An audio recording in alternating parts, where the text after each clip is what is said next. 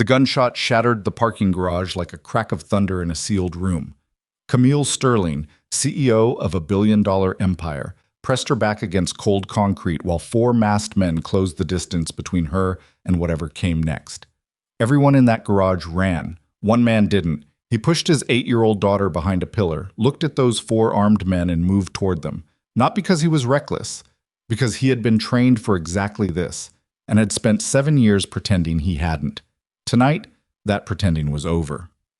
If stories like this are what you live for, hit subscribe right now and don't go anywhere. I'm going to take you through every twist, every secret, and every moment that changed these lives forever. Drop a like and tell me in the comments what city or country you're watching from. I want to see how far this story travels. Now let's go back to where everything began. The fluorescent lights in the maintenance corridor of Aurelius Dynamics flickered the way they always did on the 14th floor. A slow, tired blink, like the building itself was exhausted.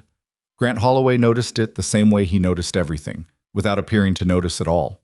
He was on one knee behind an access panel, a flathead screwdriver turning slowly in his right hand, a small flashlight clipped to his shirt collar. The work order said faulty relay junction. It was always a faulty relay junction on 14. He'd been telling facilities management for 8 months that the wiring in this section was running too hot. 8 months of forms filed, emails sent, and nobody listening. Some things never changed regardless of how much money a building costs to construct. Dad. He turned. Sophie was sitting on an overturned equipment crate 6 feet away, her backpack on her lap, doing what she always did when he brought her along on emergency evening calls, drawing in that battered sketchbook she carried everywhere. Tonight she'd drawn what appeared to be a horse standing inside a shopping cart. "Yeah," Grant said. "How much longer?" He looked back at the panel. 20 minutes, maybe 30. Sophie exhaled the specific way 8-year-olds exhale when told something they don't want to hear, a sound halfway between a sigh and a minor personal tragedy. "You said that 45 minutes ago." "I know." That was a lie. It was an estimate. Estimates aren't lies. Mrs. Henley says if you say something that isn't true, it's a lie. Grant looked over his shoulder at her. Mrs. Henley doesn't do electrical work. Sophie considered this with the gravity only a third grader could bring to a conversation about epistemology, then returned to her sketchbook. Grant turned back to the panel. He liked these evening calls, actually, not the calls themselves. They were tedious, and the building's maintenance infrastructure was a mess of deferred decisions and cheap retrofits. But the hours. After 5 o'clock, Aurelius Dynamics emptied out. The executives went home. The assistants went home. The security detail on the upper floors rotated to a skeleton crew. The building stopped performing and became just a building. Grant could move through it without being managed, without small talk, without the particular kind of studied courtesy that people used when they weren't sure what to make of a man who fixed things quietly and never seemed to want anything from anyone. He tightened the relay connection, closed the panel, and stood. The lights on 14 steadied. "Okay," he said. "Let's go." Sophie slid off the crate. Finally! They took the service elevator down to the basement level. Grant had parked his truck in the contractor section of the underground garage, the unglamorous half, separated from the executive spaces by a concrete divider and a gate that only opened with a facilities badge. Sophie walked beside him, still drawing as she moved, navigating by some internal geography that allowed her to walk and sketch simultaneously without ever running into anything. Grant had never figured out how she did that. The elevator opened onto the garage's lower level at 8:47 in the evening. Grant heard it before he saw anything. A car door slamming hard. Not the clean click of someone leaving for the night. Something abrupt, panicked. He stopped walking. Sophie looked up from her sketchbook. The sound that followed wasn't something you misidentified once you'd heard it before. 2 shots. Suppressed, but not silent. A sharp mechanical cough that bounced off concrete walls and low ceilings and became something that filled the whole space. Grant's hand was on Sophie's shoulder before the echo finished. "Behind me," he said. His voice didn't change pitch. It didn't need to. Sophie moved. She'd heard something in the way he said it that she probably couldn't have explained but clearly understood, because she didn't ask questions and she didn't make a sound. She pressed herself behind a load-bearing column to their left and crouched down without being told. Grant stayed very still and listened. Footsteps. Multiple sets. moving fast, coordinated, not panicking. Men who knew where they were going. A woman's voice, sharp, controlled, but with something thin underneath it. Get your hands off me. More footsteps. Grant moved to the edge of the concrete divider and looked through the gap in the gate. The executive parking section was 40 yards away. The lighting there was better. Aurelius had invested in proper fixtures for the spaces where board members left their cars. Under those lights, Grant could see a silver sedan with its driver's door hanging open, one heel lying on the ground beside it, as though it had been kicked off in a struggle. He could see 3 men in dark clothing and ski masks, one near the car, one moving around the back, one positioned near the ramp exit, and he could see a 4th man gripping the arm of a woman in a charcoal business suit, pulling her toward a black panel van that had its rear doors already open. Grant recognized the woman. He'd seen her photograph in every lobby display in the building. He'd seen her walk through security on 2 or 3 occasions, always fast, always with people trailing behind her trying to keep pace, always with the particular expression of someone who had decided the world moved too slowly. He'd never spoken to her directly. Maintenance contractors and CEOs didn't move in overlapping orbits. Camille Sterling was fighting. That was the first thing he registered clearly. She wasn't frozen, wasn't collapsing. She was pulling against the grip, turning her body, trying to create friction, doing everything a person could do without a weapon against a man twice her weight. She was losing, but she was fighting. Grant looked back at Sophie. She was pressed flat against the column, knees drawn up, sketchbook held against her chest like a shield. Her eyes found his across the distance between them. "Stay exactly here," he said quietly. "Don't move. Don't make any sound. I'm coming back." She stared at him. "Sophie, say yes." "Yes," she whispered. Grant turned back toward the executive section. There was a logic to what he did next that he couldn't have fully articulated and didn't try to. It wasn't recklessness. Reckless people didn't assess sight lines, didn't clock exit points, didn't count how many men were visible versus how many might not be. Reckless people ran. Grant walked, low and fast, along the inner wall of the garage, staying in the shadow belt where the ceiling lights didn't reach, moving in the pattern that his body still remembered from a decade of operating in places where being seen meant being dead. He'd spent 7 years doing everything possible to forget that pattern. The body didn't forget. The man nearest the exit ramp was watching the ramp, not the wall. Grant filed that away. The man near the back of the sedan was talking quietly into an earpiece, too focused on whatever he was hearing to scan his peripheral. Grant filed that away too. The man pulling Camille was handling her with both hands, which meant his weapon, a handgun, holstered at his right hip, required him to release her to draw it. That was the one that mattered most. Camille said something Grant couldn't hear clearly. The man with the earpiece laughed. Grant came around the front bumper of a parked SUV 8 feet from the van. The man nearest to him, the one who had been standing by the sedan door, turned at exactly the wrong moment. He got a half-second of awareness before Grant closed the distance, drove a palm strike into his sternum, took the man's forward collapse as momentum, and redirected him sideways into the side of the sedan hard enough that the impact took him off his feet. It was loud. That was the problem with parking garages. The other 3 men reacted in under a second. The one with the earpiece went for his weapon. The one at the ramp spun and started moving. The one gripping Camille yanked her backward as a reflex. That reflex was his mistake. He used both hands again. Grant was already inside his reach. What happened next took approximately 4 seconds and wasn't elegant and wasn't clean. Grant took an elbow across the cheekbone during it, and his left knee hit concrete when he brought the man down. And there was a moment when the gun came loose and skidded under the van, and Grant made a decision not to chase it, because the man from the ramp was now 12 feet away and closing. He stood up instead and put himself between Camille and everything else. "The service corridor," he said without looking at her. "Behind me, the door marked B4. Go now." "Who are now?" She went. Grant kept the 2 remaining men focused on him for the 6 seconds it took Camille to reach the door. He did it by standing still and watching them, which confused them. People who moved toward armed men also ran, in the experience of everyone in that garage except Grant. Standing and watching said something they hadn't prepared for. The man from the ramp stopped about 9 feet away. Behind the mask, Grant could see his eyes moving, calculating. "You're making a serious mistake," the man said. I make them sometimes, Grant said. Then he turned and went through the B4 door before the man finished deciding what to do next.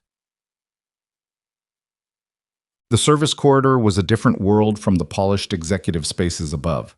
Raw concrete, exposed conduit, bare bulbs and wire cages every 20 feet. Grant moved fast. He could hear Camille's heels on the floor behind him, and then the sound of her kicking them off entirely, trading 3 inches of height for the ability to actually run. There are stairs at the end of this corridor, he said, not slowing down. They connect to the sub-basement loading dock. How do you know that? I work here. Maintenance workers don't usually... She stopped herself. How many men are back there? I put 2 down. 2 are still mobile. Could be more outside I didn't see. There are more outside, Camille said. Her voice was remarkably steady for someone who had been in the process of being kidnapped 90 seconds ago. They had the garage entrances covered. I saw them when I pulled in and I didn't... A breath. I didn't understand what I was seeing until it was too late. Grant pushed through a fire door and held it. Camille came through. She was in her mid-30s, he guessed, and even now, suit torn at the shoulder, no shoes, hair pulled loose from whatever arrangement it had been in, she was working out angles. He could see it in her face. Not shock. Calculation. You have a phone? He asked. They took it when they grabbed me. They knew the model, knew my carrier. They blocked my signal before I even got out of the car. She watched him. Someone gave them that information. Inside your company? Inside my company. She said it like she was confirming something she'd been halfway certain of for weeks. Grant thought about Sophie. They needed to move. There's a secondary exit through the loading dock. It comes out on the service road on the building's north side. There's a gap in the camera coverage there. Facilities has been requesting it get fixed. Has it been fixed? No. Something that might have been a grim smile crossed her face. Lead the way. Sophie was exactly where he'd left her. Grant had known she would be. She'd heard the tone in his voice, the one that said this was not the moment for questions or independent decision-making. But seeing her there, knees to her chest, sketchbook in her lap, still and quiet, released something wound tight in his chest. He crouched in front of her. You okay? I heard a bang, Sophie said. I know. It's okay. She looked past him at Camille, who had stopped a few feet back and was watching them both with an expression Grant couldn't fully read. Who's that? Sophie asked. Someone who needs help right now. We're going to help her get somewhere safe. Sophie looked at Camille again with the frank assessment of an 8-year-old who hasn't yet learned to disguise her evaluations. You're not wearing shoes, she said. I took them off, Camille said. They were slowing me down. Sophie seemed to accept this as reasonable. Grant stood and checked the path to the loading dock exit. Clear. Stay close to me, he told Sophie. Then to Camille. Both of you. They came out onto the service road at 9:02 in the evening. The night air was cool and carried the smell of exhaust from the nearby avenue. No vehicles. No men. The camera above the dock exit had been positioned 6 months ago by a contractor who'd been given imprecise instructions and had never been corrected. Grant's truck was trapped inside the garage. He stood at the edge of the service road and did the math. Sophie tugged his sleeve. What are we doing? Thinking. Can you think faster? Camille said quietly. There's a logistics company 3 blocks north. I funded their expansion 2 years ago. They'll have a vehicle I can borrow without paperwork. She paused. If you help me get there. Grant looked at her. You funded a logistics company. I fund a lot of things. He considered that for exactly 1 second. 3 blocks, he said. They walked.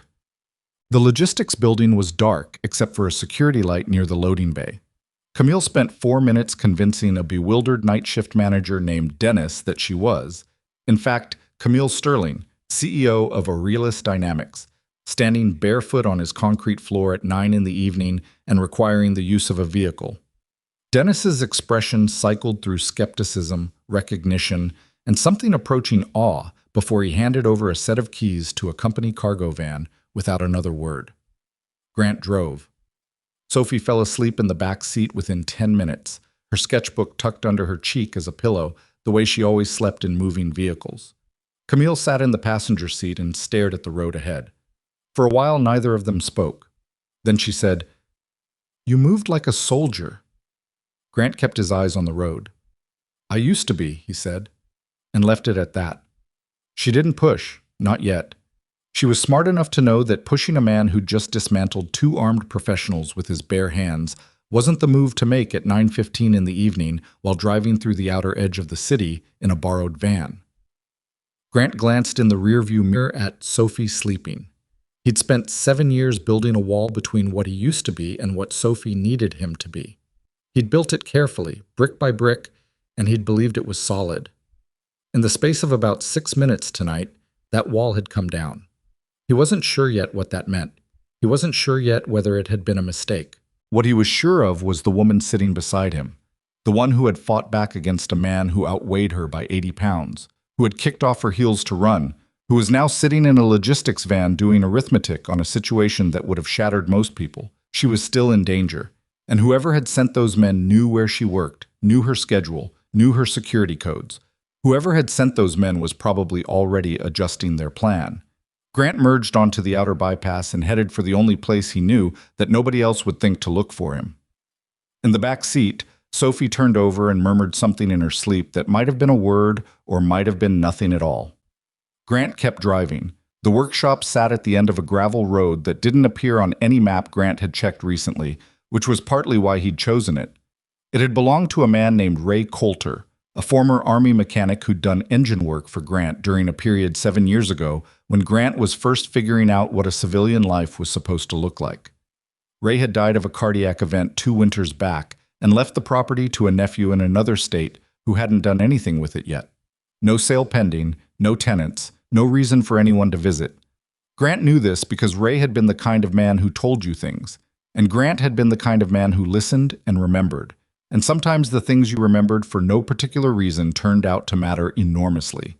He cut the van's headlights before turning onto the gravel road and drove the last quarter mile by the ambient light of a half moon and the faint orange bleed of the city on the horizon behind them. The workshop was a single-story concrete block structure, maybe 40 feet long, with a roll-up garage door on one end and a standard entry door on the side. Grant had a key because Ray had given him one years ago for reasons that had seemed simple at the time. In case you ever need a place to think, son. And Grant had never given it back, and Ray had never asked for it. He killed the engine. In the back, Sophie was still asleep, one arm folded under her head, sketchbook sliding toward the edge of the seat. Grant reached back and steadied it before it fell. Camille was watching him do that. He noticed but didn't say anything about it. "Where are we?" she asked. "Safe for now. That's what matters." "That's not actually an answer." "I know." He got out of the van, opened the workshop's side door, checked the interior with the small flashlight from his shirt collar. Habit, not paranoia, though the line between those two things had blurred so many times in his life, he'd mostly stopped trying to separate them, and came back for Sophie. She woke up when he lifted her, the way she always did, eyes opening, a brief moment of disorientation, then the recognition that it was him, and the immediate return to sleep with her head against his shoulder. He carried her inside and settled her on an old mechanic's couch in the back corner that Ray had kept for the same reason all mechanics kept a couch in their shop. Because sometimes a job ran past midnight and you needed somewhere to be horizontal for an hour. He found a canvas drop cloth on a shelf and laid it over her. Camille had followed them in. She stood near the workbench, arms crossed, watching him tuck the cloth around Sophie's shoulders with an expression that Grant couldn't catalog cleanly. Not pity. Not sentiment. Something more complicated than either. He left Sophie sleeping and came back toward the workbench. There was a battery-powered lantern on the shelf above the bench. Ray had kept it for power outages. Grant turned it on and set it between them. The light was yellow and unsteady, and it made the workshop feel smaller than it was, which was either comforting or oppressive depending on the kind of person you were. Camille sat on a metal stool. Grant remained standing because his knee from the concrete in the garage was starting to stiffen, and he'd found that keeping weight on it delayed the worst of it. "Your cheek," Camille said. He touched it. The elbow he'd taken earlier had split the skin just below his cheekbone. He'd forgotten about it. "It's fine. It's bleeding. Slowly." She looked at him the way people looked at someone who described a bleeding face as a minor administrative inconvenience. Then she found a roll of paper towels on the bench, tore a section off, and handed it to him without ceremony. He pressed it against his cheek. "Thank you." he said. "You saved my life. I think I can spare a paper towel." Neither of them said anything for a moment.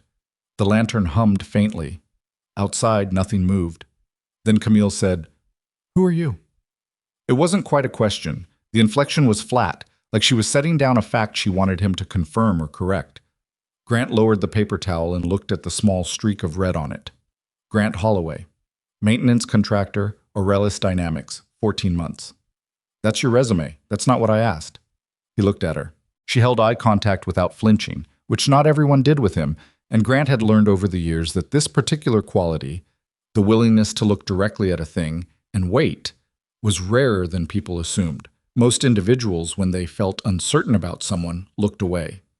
Camille Sterling did not look away. "Navy SEAL," he said. 8 years. I separated about 7 years ago." The silence that followed was the kind that meant she was processing rather than waiting for more. 8 years, she said finally. "Yes. And now you fix electrical faults on the 14th floor. Among other things." She shook her head slowly, not dismissively, more like she was adjusting a calculation that had been running in the wrong direction. "Why maintenance work?" Grant glanced back at Sophie. The small shape on the couch, rising and falling with slow breath, completely at peace in a concrete workshop in the middle of the night, because her father was 4 feet away, and she had decided at some point in her 8 years that this was sufficient reason to feel safe. "Her mother died," he said. "Sophie was barely 2. I was overseas when it happened, and came home for the funeral, and just didn't go back." Camille was quiet. "She needed someone consistent," Grant said. "Someone who came home the same way every day. That's not what I was doing before." "So you buried it?" "I put it away." "There's a difference?" "I used to think so." He said it without bitterness, which was harder than it sounded. He'd had years to work through the ambivalence of it. The knowledge that what he'd been trained to do was genuinely useful, genuinely effective, and also genuinely incompatible with being the kind of father Sophie needed. Some days that felt like a reasonable trade. Other days it felt like a slow amputation. Tonight, after the garage, after the 4 men, after his hands had done things they hadn't done in 7 years with a speed and efficiency that frankly disturbed him a little. Tonight, he didn't know what it felt like. Camille was watching him process this and had the sense not to say anything while he did. "The men who came for you," he said, bringing it back to the concrete problem. "How many people knew your schedule tonight?" She exhaled. "Too many. My assistant, 2 board members who needed to confirm a morning call, my COO, who I met with at 6 before I went back to the parking structure." A pause. "Building security. Walk me through the parking structure." She did. She was precise about it. Timing, positioning, what she'd seen and when, what she'd understood and when she'd understood it. Grant asked 3 or 4 questions to fill gaps, and she answered them without elaboration or deflection. She'd make a good witness, he thought. She noticed things and stored them accurately. "They knew your private exit route," he said. "The one through the executive level directly to your car." "That route isn't in any building directory. It was set up when I took over the company. 3 people have that information. My head of security, my assistant, and my COO. Adrian Voss." She went still. "You know his name," she said. "I've worked in this building for over a year. I know the name of everyone who walks through the main entrance like they own the place. Voss does it more than anyone, including you." Something crossed her face at that. Something sharp that she controlled quickly. "Adrian has been with me since before Aurelis was worth anything," she said. "I was my first hire. I trusted him with—" She stopped. "With what?" She looked at the lantern. 3 weeks ago I found a discrepancy in our internal accounts," she said. "Not huge, $40,000 in a transfer that didn't match any purchase order. I should have taken it straight to our auditors. Instead, I went to Adrian and asked him to look into it quietly because I was worried it might be an embarrassment to someone on the board." She paused. "He told me it was a data entry error. He showed me corrected records. I believed him. But the number kept bothering me, so I went back, looked at accounts Adrian didn't know I had access to." She folded her hands on the bench in front of her. "The discrepancy wasn't 40,000. It was closer to 40 million, spread across 18 months through shell accounts I'd never authorized, attached to subsidiaries I didn't know existed." Grant was quiet. Someone has been stripping the company, she said. Not dramatically, carefully. The kind of carefully that means they knew exactly where to look and exactly how to hide it. Her voice had gone flat and controlled in the way that people's voices went when they were keeping anger at a strict distance because letting it loose wouldn't help anything. And the accounts lead to Thorngate Capital. What's Thorngate? On paper, a mid-sized investment vehicle registered offshore. In reality, she stopped again. In reality, I think it's a front for selling our proprietary technology to foreign buyers. We develop security systems for infrastructure protection, power grids, communication networks, water treatment facilities. She looked at him directly. You understand what that means if that technology lands in the wrong hands? Grant understood exactly what it meant. He'd seen what compromised infrastructure could do to a civilian population. He'd seen it up close, from the inside of it, in places that didn't make the news. And Adrian knows you found the accounts, he said. I think he suspected. I've been more careful than normal around him for 2 weeks, avoiding certain conversations, redirecting certain meetings. He's observant. He would have noticed. She pressed her lips together. Tonight wasn't random. Tonight was him deciding that removing me was simpler than hoping I couldn't prove it. Grant processed that. You need to get that financial information to someone outside the company, he said. I have it. Or I had it. It was on my personal laptop and on a secured drive I keep in my office. If Adrian moves quickly, both of those are compromised by now. Is it anywhere else? She thought.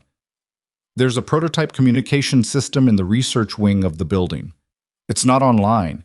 It uses a closed-loop transmission network we were testing for emergency scenarios. If I could access Aurelis's internal servers remotely through that system, I could package the records and push them directly to federal financial investigators before Adrian could intercept or delete them. That system is operational? Barely. It passed its first stage test 2 months ago. We hadn't scheduled full deployment yet, she paused. But I know how it works. I was in the room for every test. Where's the research wing? East side of the main building, floors 6 through 9. Grant filed that. He didn't say anything else about it immediately because there were other problems with more immediate weight, and the research wing was a problem for after they'd stabilized the current situation. The current situation took a turn 40 minutes later. He'd been moving around the workshop's perimeter, checking windows, listening to the road, managing the low restlessness that his body had defaulted to since the garage, when his phone buzzed. He'd kept it off since leaving the city and had turned it on briefly to check whether anything had flagged on local news. It had. He stood in the corner of the workshop away from the lantern light, looking at the screen, and felt something cold work its way through his chest. His face was on 3 separate local news stations' mobile alerts. The headlines were variations on the same script. Aurelis Dynamics CEO Camille Sterling missing following incident at corporate headquarters. Authorities seek person of interest. His contractor badge photo. Name, vehicle make and model. Camille had come up behind him quietly. She read over his shoulder without touching him. He heard her breath change. They moved fast, she said. Someone was ready for this to go wrong, Grant said. This isn't an improvised cover story. This was prepared. The news alert described him as a maintenance contractor who had been identified on security footage in the area where CEO Camille Sterling was last seen before her disappearance. Authorities were asking anyone with information to contact a dedicated tip line. The language was careful, person of interest, not suspect, but the effect was the same. The footage, Camille said. Edited, Grant said. Has to be. They kept me approaching the scene and cut whatever happened after. Someone in building security, or someone with access to the security system, which, given what you've just told me, isn't hard to imagine. He turned the phone over in his hands. His truck was inside the Aurelis garage, registered to him. By now it would have been found and whatever was in it, work receipts, a couple of Sophie's drawings she'd left on the seat, the half-eaten granola bar in the cup holder, would have been cataloged. They'd go to his apartment next. It was a small place in a decent enough neighborhood, chosen specifically for its anonymity and its proximity to Sophie's school. The landlord was a 70-year-old man who asked no questions and cashed checks without looking at them too hard. But there was nothing there that would help Grant, and everything there that confirmed he was a real person with a real address who had now officially vanished. They're going to find this location eventually, Camille said. Not tonight, maybe not tomorrow, but yes. So we need to move before they do. We need to think before we move. Moving without thinking is how people make this worse. She absorbed that.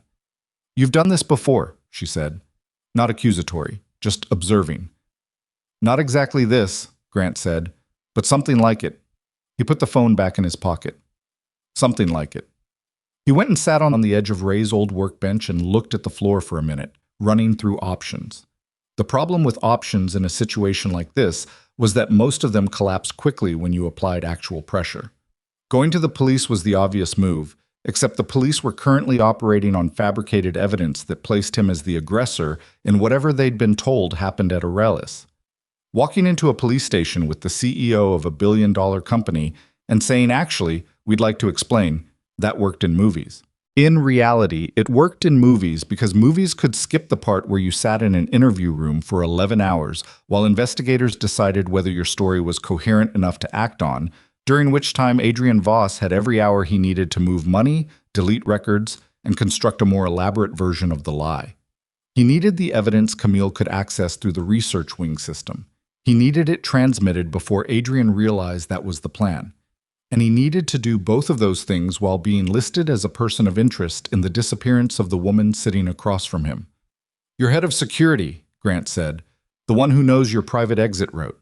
What's your read on him? Camille considered. Marcus Teal, 17 years with the company. His daughter works in our marketing division. A pause. He's the one who approved the exit routes installation. If Adrian got to anyone in security, it was Marcus or someone on Marcus's team. So not someone you'd call. Not right now. Your assistant? Petra is 24 years old and has worked for me for 8 months. She's very good, and I don't think she has the patience for conspiracy. A dry beat. She also texts me when she's running 3 minutes late, which suggests a baseline honesty that I find reassuring. Can you reach her without going through the standard number? Camille thought about it. She has a personal cell. I have the number. Does anyone else at Aurelis have that number? I don't know. Then we don't use it yet. Grant stood. The knee had stiffened more than he'd anticipated while sitting. He stretched it carefully. In the morning, we find a payphone or a burner, and we route contact through someone completely outside the company. Camille watched him work through the knee. The floor, she said, in the garage. It's fine. You keep saying things are fine. Because cataloging what isn't fine doesn't help the situation. It might help me understand what I'm working with. He looked at her. The lantern between them cast the left side of her face in yellow and left the right in shadow. She'd managed to find a hair tie from somewhere, her jacket pocket maybe, and had pulled her hair back, which made her look different from the executive photographs. Less composed, but more present, if that made sense. More like a real person and less like a representation of one. The knee's fine, he said. Stiff. Not structural. I've had worse. I believe that entirely. He almost said something, stopped himself. Whatever he'd been about to say didn't fit the situation they were actually in, and he'd learned a long time ago that the most dangerous thing a person could do in a high-pressure circumstance was indulge the impulse toward connection. Connection clouded judgment. It made you protect one thing more than you should and lose sight of the larger picture. He glanced at Sophie. She had turned over again on the couch and was now facing the wall, one hand curled under her chin. She looks like you, Camille said quietly. Her mother's eyes, Grant said. Camille didn't push on that. He walked to the window at the east end of the workshop, the one that showed the gravel road and the tree line beyond it, and stood there for a while with his arms at his sides, watching the darkness and thinking through the morning.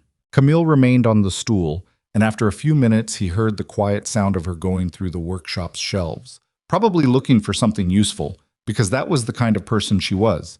The kind who, when sitting still stopped being productive, found another way to be productive instead. She found a topographic map of the area rolled up behind a coffee can of bolts. She spread it on the bench and had started reading it when Grant came back. You know how to read a topo map? He asked. I hiked the Adirondacks twice in my 20s, she said without looking up, before Aurelis consumed everything. He sat across from her and looked at the map. There's a town about 11 miles northeast, he said. Small enough that nobody pays attention to new faces, big enough to have a hardware store, which means burner phones, and a diner, which means cash transactions and people who don't ask questions. And tonight? Tonight we stay here. She looked up from the map. A long pause. I haven't slept somewhere like this since a camping trip in 2009, she said. There's another drop cloth on that shelf. Camille looked at the shelf, at the drop cloth, at the mechanic's couch, where Sophie was sleeping. I'll be fine, she said. I know you will. He said it without condescension, just as a statement of what he'd observed about her in the past several hours, and she received it that way, not as flattery, but as assessment. She folded the map along its original creases and set it on the corner of the bench. Adrian will be looking for me by now, she said. Not just through the police, he'll have people. Yes. He has resources I don't even fully know about, given what I've discovered about the shell accounts. Yes. And you're one person who already knows the layout of your building, Grant said, and the location of every camera, and every maintenance access point on every floor. He paused. And who is currently invisible in a system that has been told to look for a kidnapper rather than an employee. She studied him. You're actually not worried, she said. Worrying about things you can't control tonight doesn't make them more controllable tomorrow. Most people would be worried. Most people haven't done what I used to do. She absorbed that. Outside, a truck moved along the distant highway, its headlights sweeping briefly across the tree line and then gone. The workshop settled back into its silence. Sophie made a small sound in her sleep. Nothing, just the ordinary sound of a child dreaming. Camille pulled the second drop cloth down from the shelf and folded it into a serviceable rectangle that she placed on the floor near the far end of the bench. She lay down on it without complaint. Grant turned off the lantern, sat with his back against the wall near the door, and stayed exactly where he was. He didn't sleep. He hadn't expected to. He sat in the dark and listened to the workshop breathe and thought about the building he'd spent 14 months learning from the inside out, its rhythms, its gaps, its failures of attention, and about a man named Adrian Voss who had been very careful for a very long time and had just made the decision to stop being careful. Careful people, in Grant's experience, were dangerous up to the moment they decided they didn't need to be. After that moment, they made mistakes. He intended to be in a position to use them. Sophie woke up before either of them. Grant heard her shift on the couch, heard the particular quality of silence that meant she was awake and orienting herself, and opened his eyes from the half-doze he'd managed in the last hour before dawn. The workshop had gone from black to a gray that came through the gap at the bottom of the roll-up door. Thin, early, the kind of light that arrived before the sun committed to anything. Sophie sat up and looked around the workshop with the systematic attention of a child cataloging a new environment. She looked at the workbench, the shelves, the tools hung on pegboard along the wall, the van in the garage bay. Then she looked at Grant against the wall, then at Camille asleep on the folded drop cloth near the bench. She looked at Grant again with a question in her face that she was, remarkably, keeping out of her voice. He held up one finger. She nodded and sat still.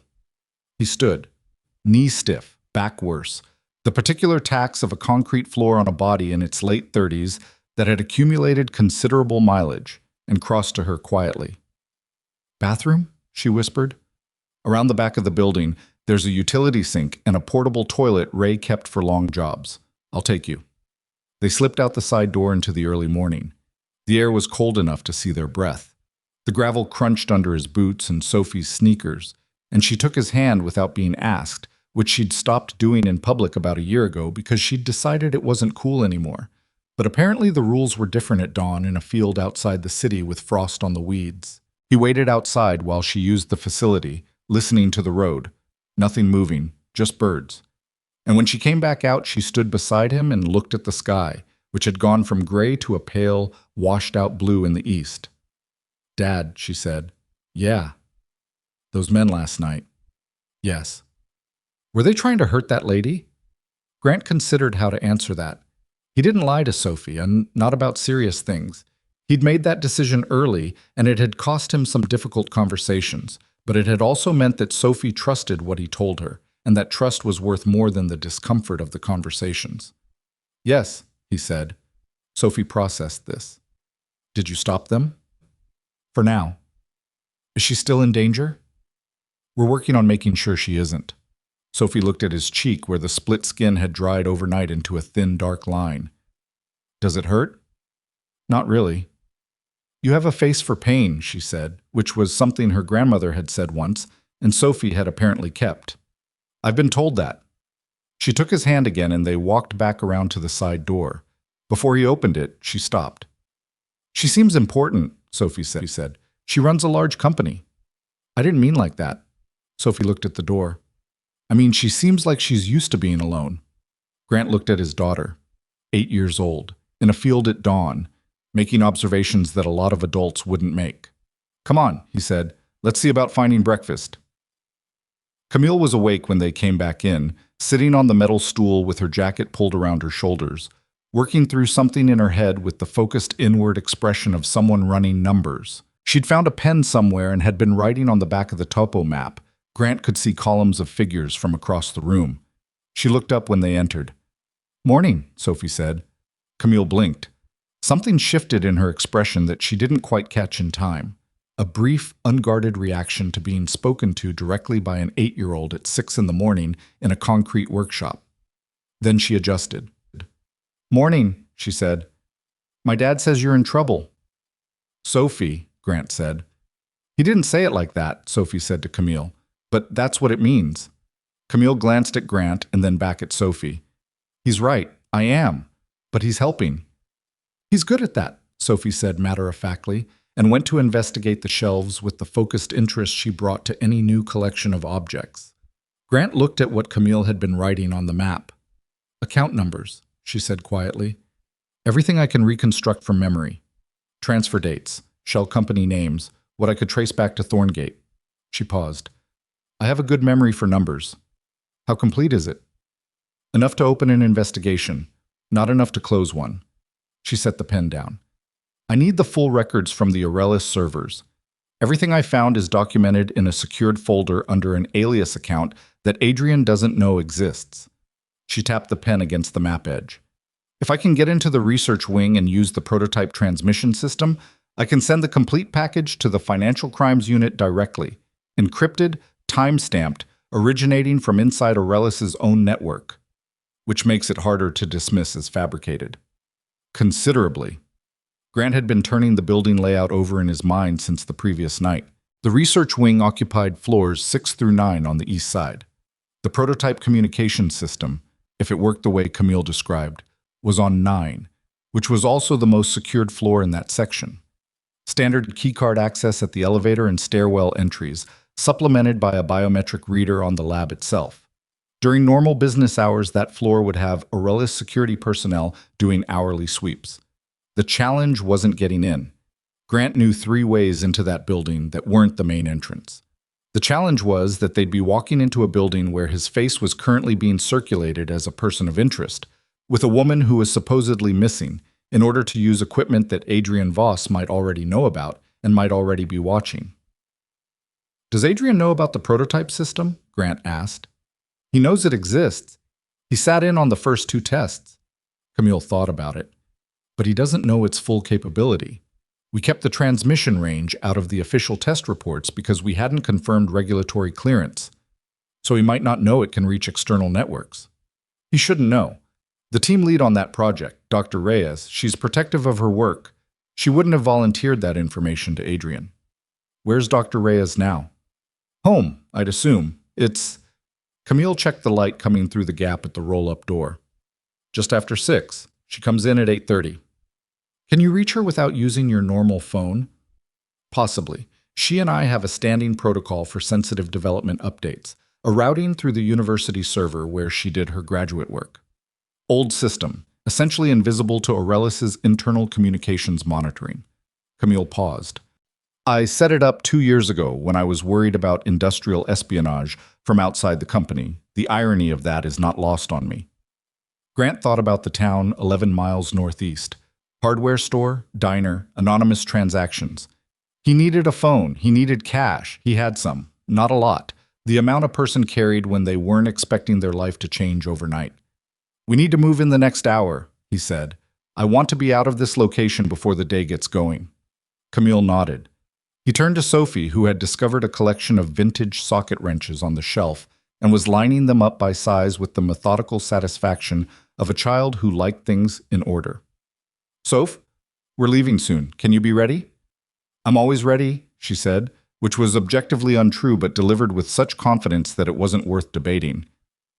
The drive to Millhaven took 22 minutes on back roads that wound through flat farmland and occasional tree breaks. The kind of landscape that made you feel exposed because there was nothing to hide behind and watched because there was nothing else to look at. Grant drove at exactly the speed limit, which was the fastest you could go without being noticed, and the slowest you could go without being noticed. One of those paradoxes that only made sense if you thought about it from the perspective of someone trying not to exist. Sophie sat in the back with her sketchbook. She'd found a black marker in the workshop and was using it instead of pencil, which meant the drawings were more committed, and in Sophie's case, correspondingly stranger. Grant could see in the rearview mirror that she was drawing what appeared to be a large building with small figures outside it. "Is that a realist?" he asked. She looked at her drawing. "Maybe," she said. "It's a building with too many secrets." She paused. "That's what you said last night." "I don't think I said it quite like that." "You said it with your face." Camille, in the passenger seat, made a sound that wasn't quite a laugh but was in the neighborhood of one. Millhaven was the kind of town that hadn't changed much in 30 years and was vaguely proud of it. Two main streets intersecting at a light that went to blinking yellow after 9 at night. A diner called Pell's that had the same neon sign it had probably opened with. A True Value hardware store. A pharmacy. The particular economy of a place where everyone knew one another's business but had the courtesy to pretend otherwise. Grant parked on a side street 3 blocks from the main intersection. "I'll go for the phone and food," he said. "You two stay in the van." Camille gave him a look. "Not because I think you can't handle it," he said. "Because your face has been on television and mine hasn't." A pause. "Fair," she said. "What do you want?" She seemed momentarily thrown by the question, the ordinary human logistics of it, in the middle of everything else. "Coffee," she said. "Black. And whatever they have that isn't complicated. Sophie?" "Hot chocolate and a muffin," Sophie said without looking up from her sketchbook. "Blueberry if they have it. Otherwise, whatever." Grant got out of the van, turned his jacket collar up against the cold, and walked the 3 blocks to the main street. Pell's Diner was half full with the early crowd. Farmers, mostly, and a couple of utility workers, the kind of people who started their day before the rest of the world considered it reasonable. Grant ordered at the counter without sitting down. 2 coffees, a hot chocolate, 3 breakfast sandwiches, and a blueberry muffin that the woman behind the counter confirmed was fresh this morning, in a tone that suggested she'd been asked this question enough times to have feelings about it. He paid cash. Nobody looked at him twice. The hardware store had a display of prepaid phones near the register. He bought 2, paid cash for those 2, and also picked up a first aid kit because the cut on his cheek had reopened slightly at some point in the night. He was back at the van in 18 minutes. Sophie went for the muffin before the bag was fully open. Camille wrapped both hands around the coffee cup and didn't say anything for a moment, just held it. Grant had learned things about people from the way they held hot drinks, what they were like when they let their guard down by about 4%. Camille held the cup like someone who hadn't realized until this moment how cold she'd been. Grant activated one of the prepaid phones, went through the setup without connecting it to any accounts, and handed it to Camille. "The university routing," he said. She nodded, already thinking through it. She typed a sequence, not an email address, something more specific, a routing string that meant nothing to anyone who didn't know exactly what it was, and composed a message to Dr. Reyes that was 3 sentences long and said, in compressed form, "I am safe. I need access to the lab at a time we agree on. Do not tell anyone. Confirm you received this through our channel." She sent it. Then they waited. Grant used the time to clean up the cut on his cheek with the first aid kit, which he did in the van's side mirror, with the kind of efficiency that came from having done field first aid on himself and other people, enough times that squeamishness had become irrelevant. Sophie watched this process with the focused attention she brought to things she found interesting. "Does it hurt now?" she asked. "A little." "The marker you used," she said, meaning the antiseptic. "That's the part that hurts?" "The marker," he confirmed. "I know, I had one on my knee in September." She went back to her sketchbook. "I cried," she added, conversationally, without apparent embarrassment. I know, I was there. You didn't cry. I was upset inside. Dads are weird, Sophie said. Camille was looking out the passenger window, giving them the privacy of her attention being elsewhere, but Grant caught the corner of her mouth. The phone buzzed 40 minutes later. Camille read the message. Her shoulders dropped about half an inch, the kind of physical adjustment that meant something had worked. Dr. Reyes got it, she said. She's confirmed the lab is clear until 11 this morning. Adrian moved a board meeting to the main conference room and pulled the security rotation on 9 to staff it. She looked at Grant. She'll leave the lab access active on the secondary keycard system. She's going to run a coffee errand at 9:15 and not be there when we arrive. She's not going to ask questions? Camille's expression was complicated. Elena Reyes built that transmission system from a concept I wrote on a hotel notepad 18 months ago. She's put more hours into it than anyone except possibly herself. A pause. And she knows me. She'll know something is wrong and that I can't explain it safely yet, and she'll give me the room to fix it. Grant checked the time. 8:43. We need to leave in the next few minutes, he said. It's 40 minutes back to the city in this van, and I want a buffer to work the entry. Entry how? Service road on the north side, same gap in camera coverage we used last night. From there, maintenance stairwell to floor 3, cross through the HVAC access corridor to the east elevator bank, up to 9. He said it the way he always said operational plans, flatly, without drama, the way you talked about logistics when the plan itself was the thing that mattered, and dressing it up in tension only introduced hesitation. The HVAC corridor isn't on the standard security map.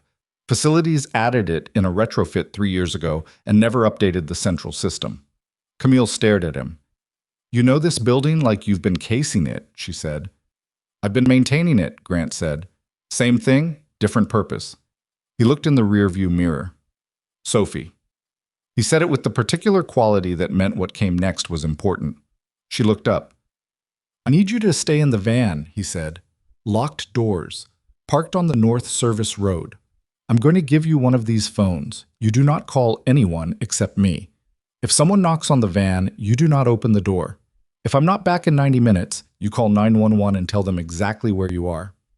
Sophie looked at him steadily. 90 minutes, she said. Yes. And if you're back in 89? Then we get lunch somewhere better than a van. She considered the terms. Okay, she said. He handed her the second prepaid phone and showed her the single number already entered in it. The other prepaid his. She took the phone with both hands and put it in her jacket pocket with the ceremony of someone accepting a responsibility. The drive back to the city felt longer than it was. Grant took routes he knew avoided traffic cameras where possible, which was imperfect. The city had cameras everywhere and perfect was a fantasy, but reduced the exposure. Camille sat in the passenger seat reviewing everything she knew about the account structures, talking through them quietly as if rehearsing testimony, which in a way she was. At some point she stopped talking and just looked at the road. What happens if we get in there and the system doesn't transmit, she asked. We find another option. What other option? I don't know yet. But there's always another option. He paused. The plan you know about is never the only plan. She turned to look at him. Did they teach you that? In the SEALs? Someone told me that, Grant said, a long time ago, in a context I don't need to get into right now. She accepted that. They reached the city's outer edge at 9:26. Grant took the service artery that ran along the industrial corridor behind the main commercial district, came at the Aurelis building from the northeast rather than the front, and turned onto the service road at 9:31. He pulled the van into the shallow depression behind the landscaping maintenance shed that sat at the edge of the Aurelis property line.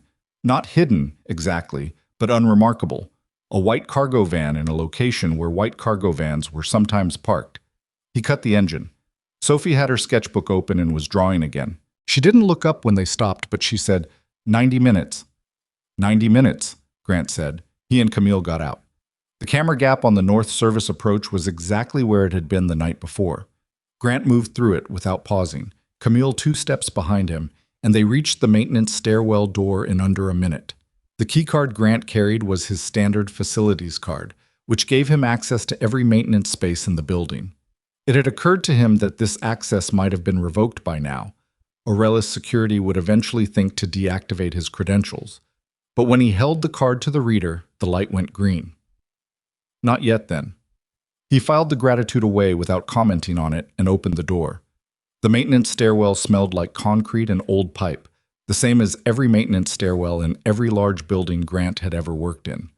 They climbed in silence, 2 flights to 3, then through the door into the HVAC access corridor, which was narrow and warm and ran between the main structure and the east curtain wall for about 60 feet before connecting to the east elevator bank's mechanical room. From the mechanical room, the secondary access shaft ran vertically. Not an elevator, a service ladder and a fixed shaft used for running cable. It was a tight space and not comfortable, and Camille climbed it without complaint, which he'd expected. They came out through a utility panel on floor 9 at 9:44. The research wing on 9 had the quiet intensity of a space where serious work happened, different from the executive floors, which had the quiet of performance, the studied calm of people who wanted to appear untroubled.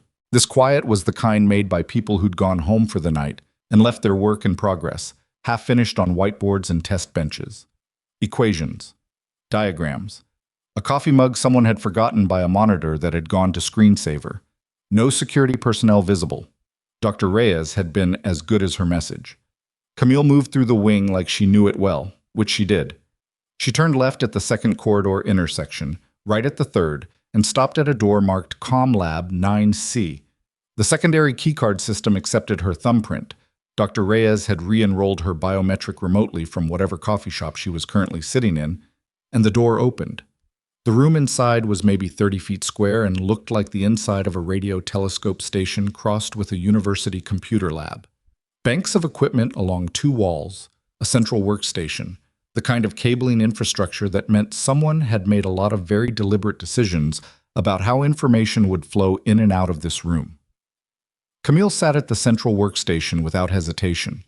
Her fingers moved across the keyboard, and Grant stood back and gave her room, watching the corridor through the interior window's reflection in the dark equipment panel to his left.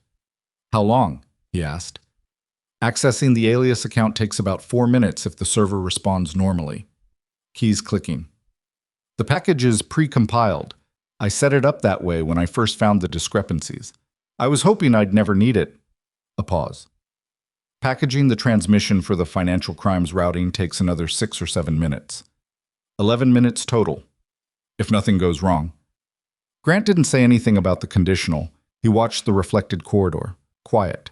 Somewhere in the building below, the board meeting was running, and Adrian Voss was sitting in a conference room projecting control, confident that the problem he'd arranged to disappear had disappeared cleanly. 4 minutes into the process, Camille said quietly, "I'm in." Grant didn't respond. I was watching a shadow at the far end of the reflected corridor that hadn't been there a moment ago. He watched it. It didn't move toward them. It moved across. Someone passing the elevator bank on a transverse corridor, not heading toward CommLab 9C. Security sweep on an adjacent area. Routine. He breathed out slowly. "The records are complete," Camille said. Her voice had something in it now. The particular register of someone who had been carrying something heavy for a long time and was about to put it down. 18 months of transfers, account structures, the Thorngate ownership chain. She stopped typing for a second. "There are names here I didn't find before, 2 of Adrian's people on the board." She said the names quietly, and Grant heard the weight of them. People she had worked with, trusted in the partial way you trusted anyone you worked alongside for years. "Compile it," he said. She compiled it. At the 7-minute mark, Grant's attention sharpened. The reflection in the equipment panel showed the corridor again, and this time the shadow was different. Not a transverse pass. A direct approach from the north end of the corridor, moving at the deliberate pace of someone who had a destination in mind. "We have company," he said. "How much longer?" 90 seconds. "Make it less." "I can't make the system transmit faster than it transmits." "Then we have 90 seconds. The footsteps were audible now, one person, solid heels on hard floor, not rushing, but not ambling either. Someone who had been told to check something and was checking it. Grant positioned himself to the left of the door, away from the window panel, where whoever opened it would look right first and find the room appearing empty. The footsteps stopped outside.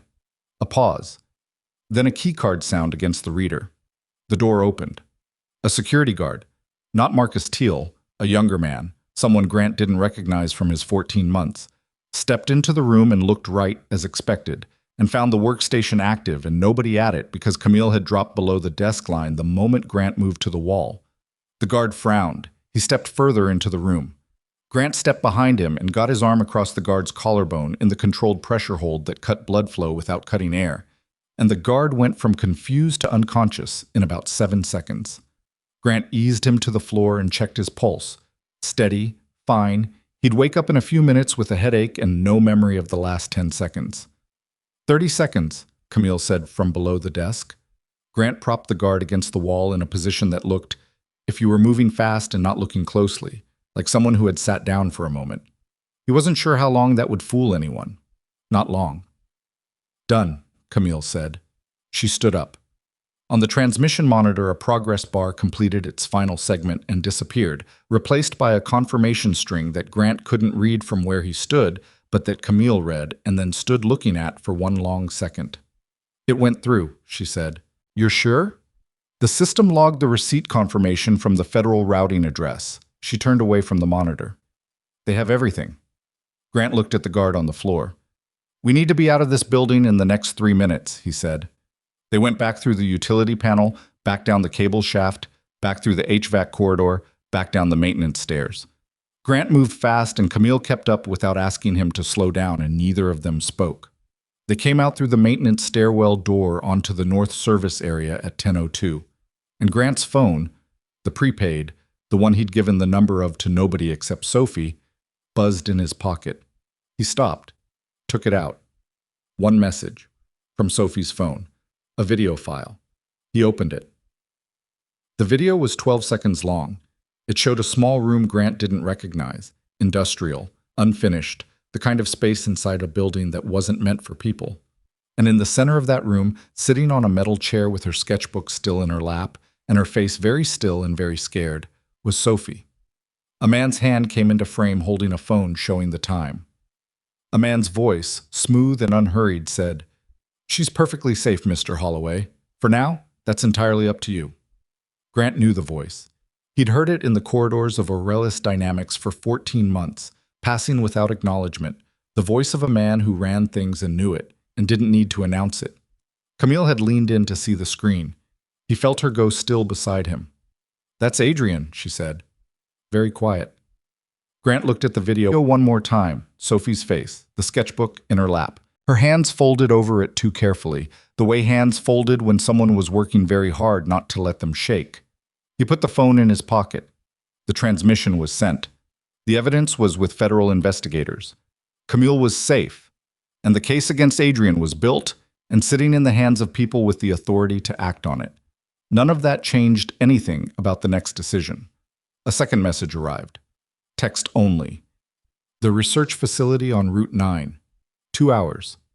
Bring Camille. Sophie goes home. Grant read it twice.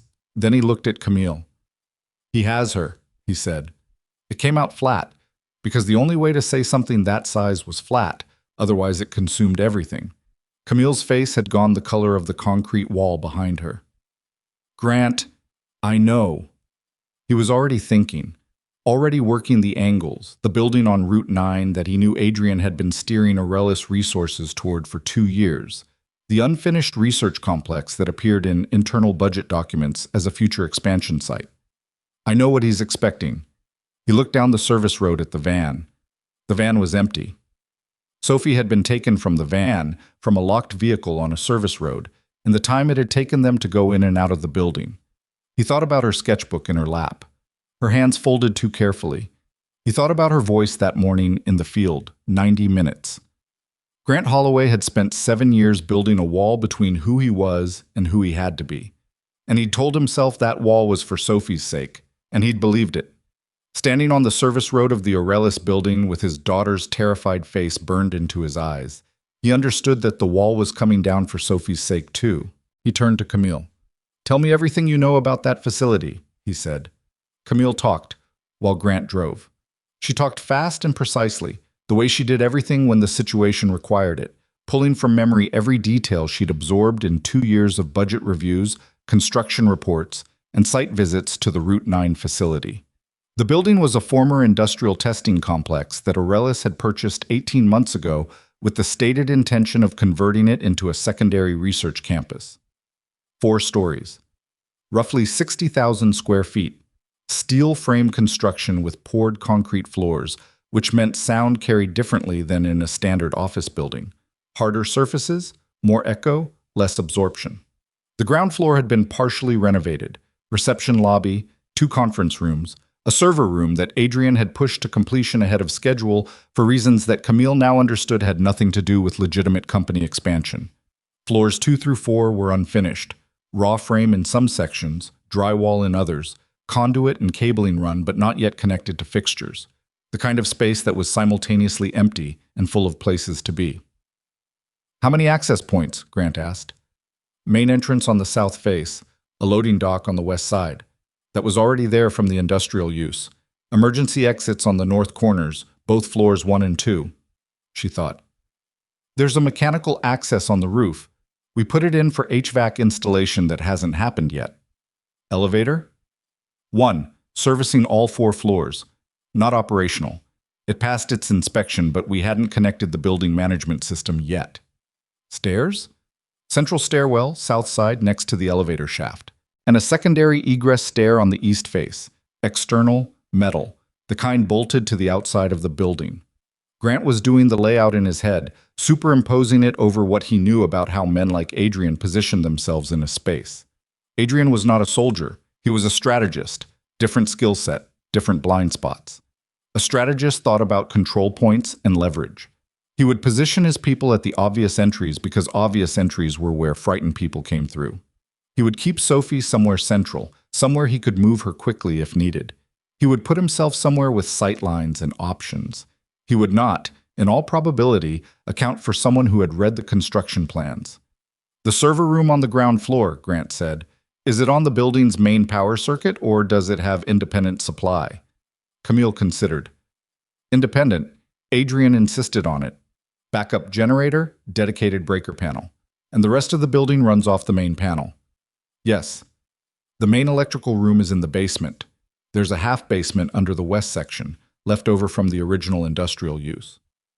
So if I cut the main panel, the server room stays live, but everything else goes dark. Camille looked at him. The emergency lighting would kick on, battery-backed, hardwired. Emergency lighting gives about 30% of normal illumination, and it takes 8 to 12 seconds to activate after main power drops. He kept his eyes on the road. 8 to 12 seconds of complete darkness in a building where nobody except me knows the floor plan. Camille was quiet for a moment. That's the plan? She said. Darkness? Part of it. What's the rest? I'm still building it. She looked at him with an expression that mixed frustration with something that might have been, under other circumstances, closer to admiration. You're serious, she said. Adrian expects a father running on fear, someone who drives up to the front entrance and walks in and tries to trade you for Sophie and has no leverage and no options. He changed lanes on the outer highway, taking the ramp that fed into the Route 9 corridor. I'm not going to do what he expects. He has armed men in there. I know. And Sophie is, I know, Grant said, and the way he said it closed the sentence, not cold, just absolute. He knew.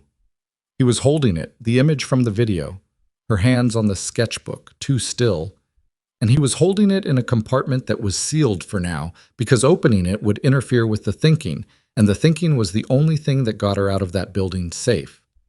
He had a narrow window before the 2-hour deadline Adrian had given. 43 minutes at current time. He needed those 43 minutes. I'm going to drop you half a mile from the facility, he said.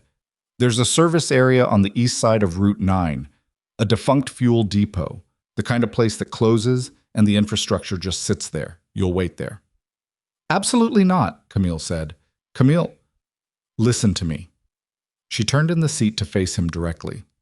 That transmission I sent from the lab, it's in federal hands, but federal investigations don't move in 43 minutes. Adrian knows that. He's operated inside legal structures long enough to know exactly how much time he has before anyone with authority shows up at his door. A breath. If I walk into that building and he gets what he wants, me, as leverage, as the person whose word contradicts everything he's built, Then the evidence I sent becomes a document that his lawyers spend 6 months picking apart while he restructures the shell accounts and moves the money somewhere the investigators can't follow. Grant didn't say anything. I am the case, she said. Not just the evidence. Me. My testimony. My understanding of the account structures. My ability to explain to investigators what they're looking at. She held his gaze. If something happens to me inside that building, Adrian's lawyers have a fighting chance. If I walk out of it and stand in front of a federal prosecutor, he doesn't. The logic was sound. He recognized sound logic even when it made the situation harder. If you come in with me, he said carefully, you do exactly what I tell you. No improvising. No decisions that aren't yours to make. I understand. If I tell you to go to ground and stay there, you stay there until I come back for you. Yes. And if things go wrong, I get out and I call your federal contact and I give them everything I know. She met his eyes. But things aren't going to go wrong. You don't know that. No. But you do things that make it considerably less likely. She turned back to face the road.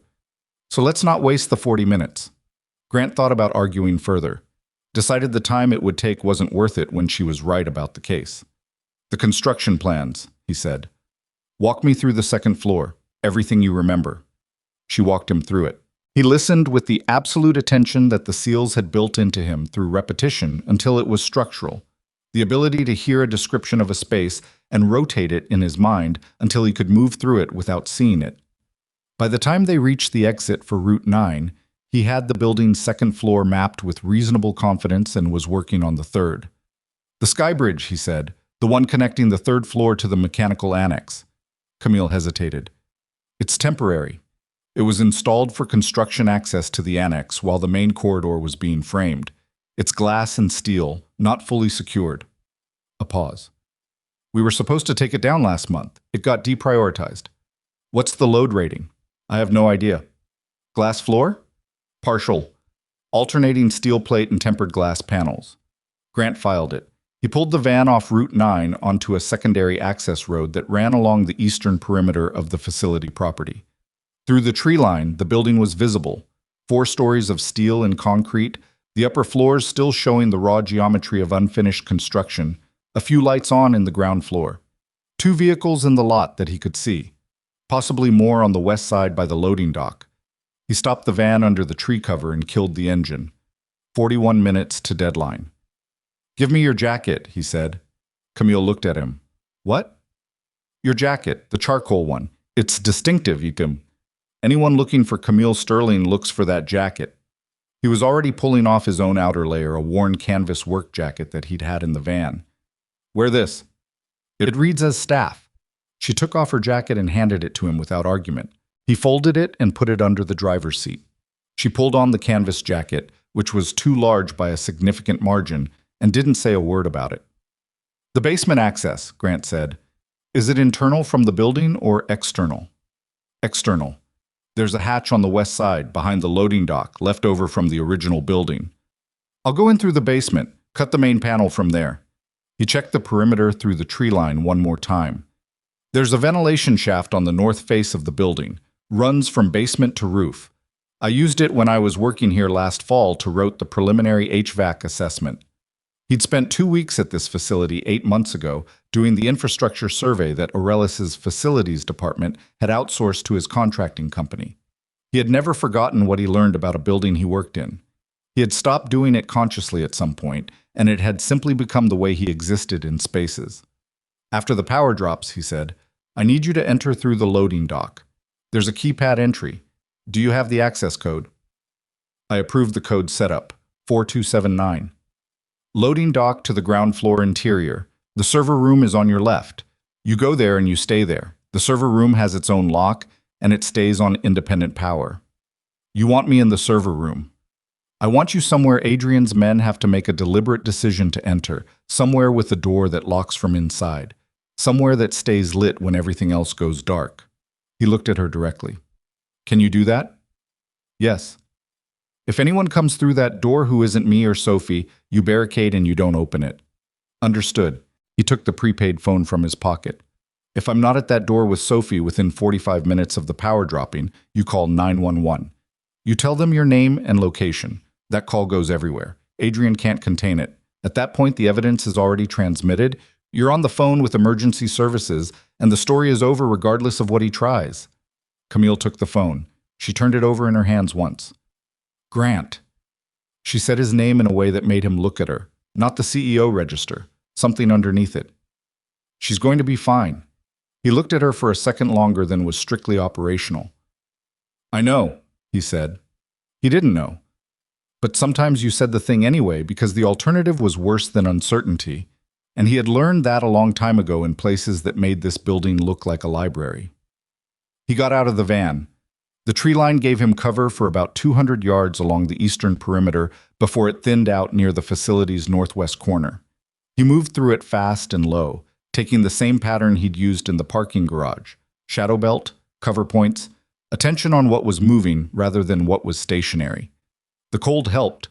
Cold kept people looking inward instead of outward, kept peripheral attention loose. He identified 2 men on the exterior before he reached the building. One near the main entrance on the south face, stationed with the particular posture of someone who had been told to look alert and was fighting the actual conditions of standing outside in the cold. One on the west side near the loading dock, visible when Grant cleared the northwest corner. This one moving, which meant he was doing a circuit rather than standing a fixed post. Grant timed the circuit. 90 seconds between when the man disappeared around the dock corner and when he came back. 90 seconds was tight, but workable. The basement hatch was where he'd remembered it. A steel double door set into the ground at a 45-degree angle behind a concrete equipment pad on the building's west foundation. It was padlocked, but it was an old padlock, the kind that predated Aurelius's ownership. And Grant had the kind of relationship with old padlocks that made them cooperative in under 30 seconds with the right piece of steel, which he'd taken from Ray's workshop the previous night on the principle that preparation was the closest thing to luck that actually existed. He went through the hatch, pulled it closed above him, and descended into the basement. The space below was exactly as he'd surveyed it 8 months ago. Low ceiling, concrete floor, pipes and conduit running along the ceiling. The smell of old industrial use that no renovation fully erased. The main electrical panel was on the south wall, a gray metal box the size of a refrigerator with the kind of serious amperage that a building this size required. He stood in front of it. Once he threw this breaker, the clock started. 8 to 12 seconds of darkness. Emergency lighting coming up at 30%. Whatever Adrian's men did in that darkness, it wasn't predictable. And unpredictability was both a tool and a liability. He thought about Sophie in the room from the video, the sketchbook in her lap, hands folded. She'd been keeping herself calm the same way she'd kept herself calm in the workshop's parking garage, by staying absolutely still and waiting for him. She trusted him to come. He had never in 8 years given her a reason not to. He gripped the main breaker, threw it. The building above him changed sound immediately. A subtle shift in the hum that large buildings made. The electricity cutting out followed by the brief absolute silence that preceded the emergency lighting's activation. He was already moving. He took the ventilation shaft access on the north wall, a steel panel that he'd marked during the survey 8 months ago with a single scratch at the lower left corner, invisible to anyone who didn't know to look for it.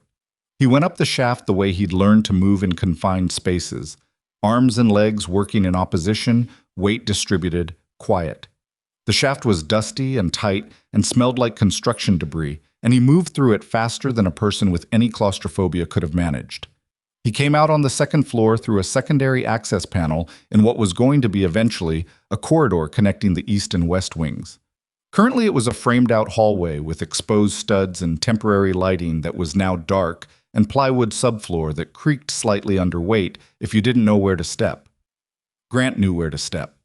He moved through the second floor in the emergency lighting's dim amber wash, threading between construction materials and framed doorways, reading the space against the map he'd built in his head from Camille's description. He heard voices from below. 2 men, possibly 3, the specific acoustic quality of people reacting to something unexpected. The power cut had done what he'd needed it to do, broken the choreography, introduced a variable Adrian hadn't planned for. He found the stairwell on the south side and went up to 3. The third floor was the most finished of the upper levels. Drywall in, a few interior doors hung, the mechanical annex accessible through the temporary sky bridge that Camille had described. The ambient light here was slightly better. A window at the north end let in enough of the overcast afternoon light to navigate by. Grant moved along the east wall, checking rooms as he passed them. The fourth doorway on his left opened into a space that had been set up as a temporary office. A folding table, 2 chairs, a battery-powered lantern that was still lit. And in the far corner, on the floor with her back against the wall, was Sophie. She looked up when the door opened, and for 1/2 second her face went through every version of fear and relief simultaneously. And then she pressed her lips together hard because she was 8 years old, and she had decided not to cry until it was over, which was the most heartbreaking kind of courage Grant had ever seen. He crossed the room in 4 steps and crouched in front of her. "Hey," he said. "Hey," she said back. Her voice was almost completely steady. He checked her over. Hands, wrists, visible for any injury, nothing. She'd been treated carefully, which told him Adrian had enough self-awareness to know that hurting a child was a line he didn't want on his record when the rest of it came out. "Can you walk?" "Yes, they didn't do anything." She hesitated. "There was one man in here. He left when the lights went out." "Which direction?" She pointed toward the stairwell. "Okay." Grant stood. "We're going to move quietly and quickly, and you're going to stay right behind me, same as last night." "Same as last night," she confirmed. He took her hand and they went back into the corridor. They'd covered about 15 feet when Grant heard footsteps on the stairwell, ascending from below and not trying to be quiet. He moved Sophie into the nearest doorway and positioned himself at the frame. The man who came through the stairwell door was one of Adrian's security personnel. Not the garage attack team, someone different, the kind of private security contractor that money could always find. He had a flashlight and a radio, and he was looking at the radio when he came through the door, which was why he didn't see the arm that came across his throat from the left of the doorframe until it was already too late to matter. Grant held the pressure until the man went down, set him against the wall in the same position he'd used for the security guard in the lab, and took the radio. He listened to it. 2 voices exchanging status. He recognized neither, which meant they weren't the garage team. Adrian had brought additional people for this. How many additional was the open question. He pressed the key and transmitted nothing, just held it for a second and released it. Static. He did it twice more. The voices on the radio fell silent. They were counting transmissions. Good. Let them count. He took Sophie and moved toward the sky bridge. The bridge connected the east end of the 3rd floor to the mechanical annex through an enclosed glass and steel passage about 40 feet long. Through the glass panels, Grant could see the ground below. 3 floors down, concrete apron, 1 vehicle parked at an angle that suggested it had arrived in a hurry. Through the annex window at the far end, he could see the external staircase that Camille had described bolting down the outside of the annex wall. The skybridge access door was unlocked. He opened it and looked at the structure, glass and steel, as Camille had said. The floor alternated between steel plate and tempered glass panels, every other section transparent, showing the drop below. Sophie looked down through the first glass panel and then looked at Grant. "It's safe," he said. He didn't know that with certainty. "Step on the steel sections." They crossed. The bridge swayed slightly, which was construction tolerance, not structural failure, but it was the kind of slight sway that reminded the body how far it was from the ground, regardless of what the mind said about tolerances. They were 3/4 across when Grant heard the door at the opposite end of the building open below them. He looked down through the glass. Adrian Voss stood in the concrete apron below, looking up. He was in a dark overcoat, which was the same coat he wore in the Aurelis lobbies, and even from 3 floors up, Grant could read the expression. The particular calculation of a man who had just realized the variables had changed. Behind Adrian, 2 more men. One of them was talking into a phone. Adrian looked up at Grant through the glass floor of the sky bridge. He raised his voice enough to carry. "Impressive," he said. "I underestimated you, Mr. Holloway. No heat in it, genuinely conversational. But you understand this doesn't change anything material. The exchange was Sophie for Camille. You found Sophie. I still need Camille." Grant didn't respond. He was looking at the mechanical annex door ahead of them. Closed, unlocked, according to the construction schedule, because the annex didn't have its fixtures connected yet. Where is she? Adrian called up. Grant moved to the annex door, pushed it open, and put Sophie through it first. Stay here, he said quietly. External stair is to your right through the annex. You go down it, and you keep going until you reach the road. You call 911 from the prepaid phone. You tell them your name and the address. He pressed the second prepaid phone into her hand. He'd reclaimed it from her pocket when he found her in the room. Don't wait for me. Don't come back in. Sophie looked at him. Dad? Sophie. She looked at the phone. Then she went. Grant turned back to the sky bridge. He'd taken 3 steps back onto it when he heard the stairwell door behind him. The third-floor stairwell, the one he'd come from, burst open. 2 men, fast, one with a flashlight. They came onto the sky bridge from the building end. Grant stopped in the middle. Below, Adrian had moved to directly beneath the bridge. One of his men had produced a phone and was filming, which meant Adrian wanted documentation of whatever happened next. Grant looked at the 2 men on the building side of the bridge.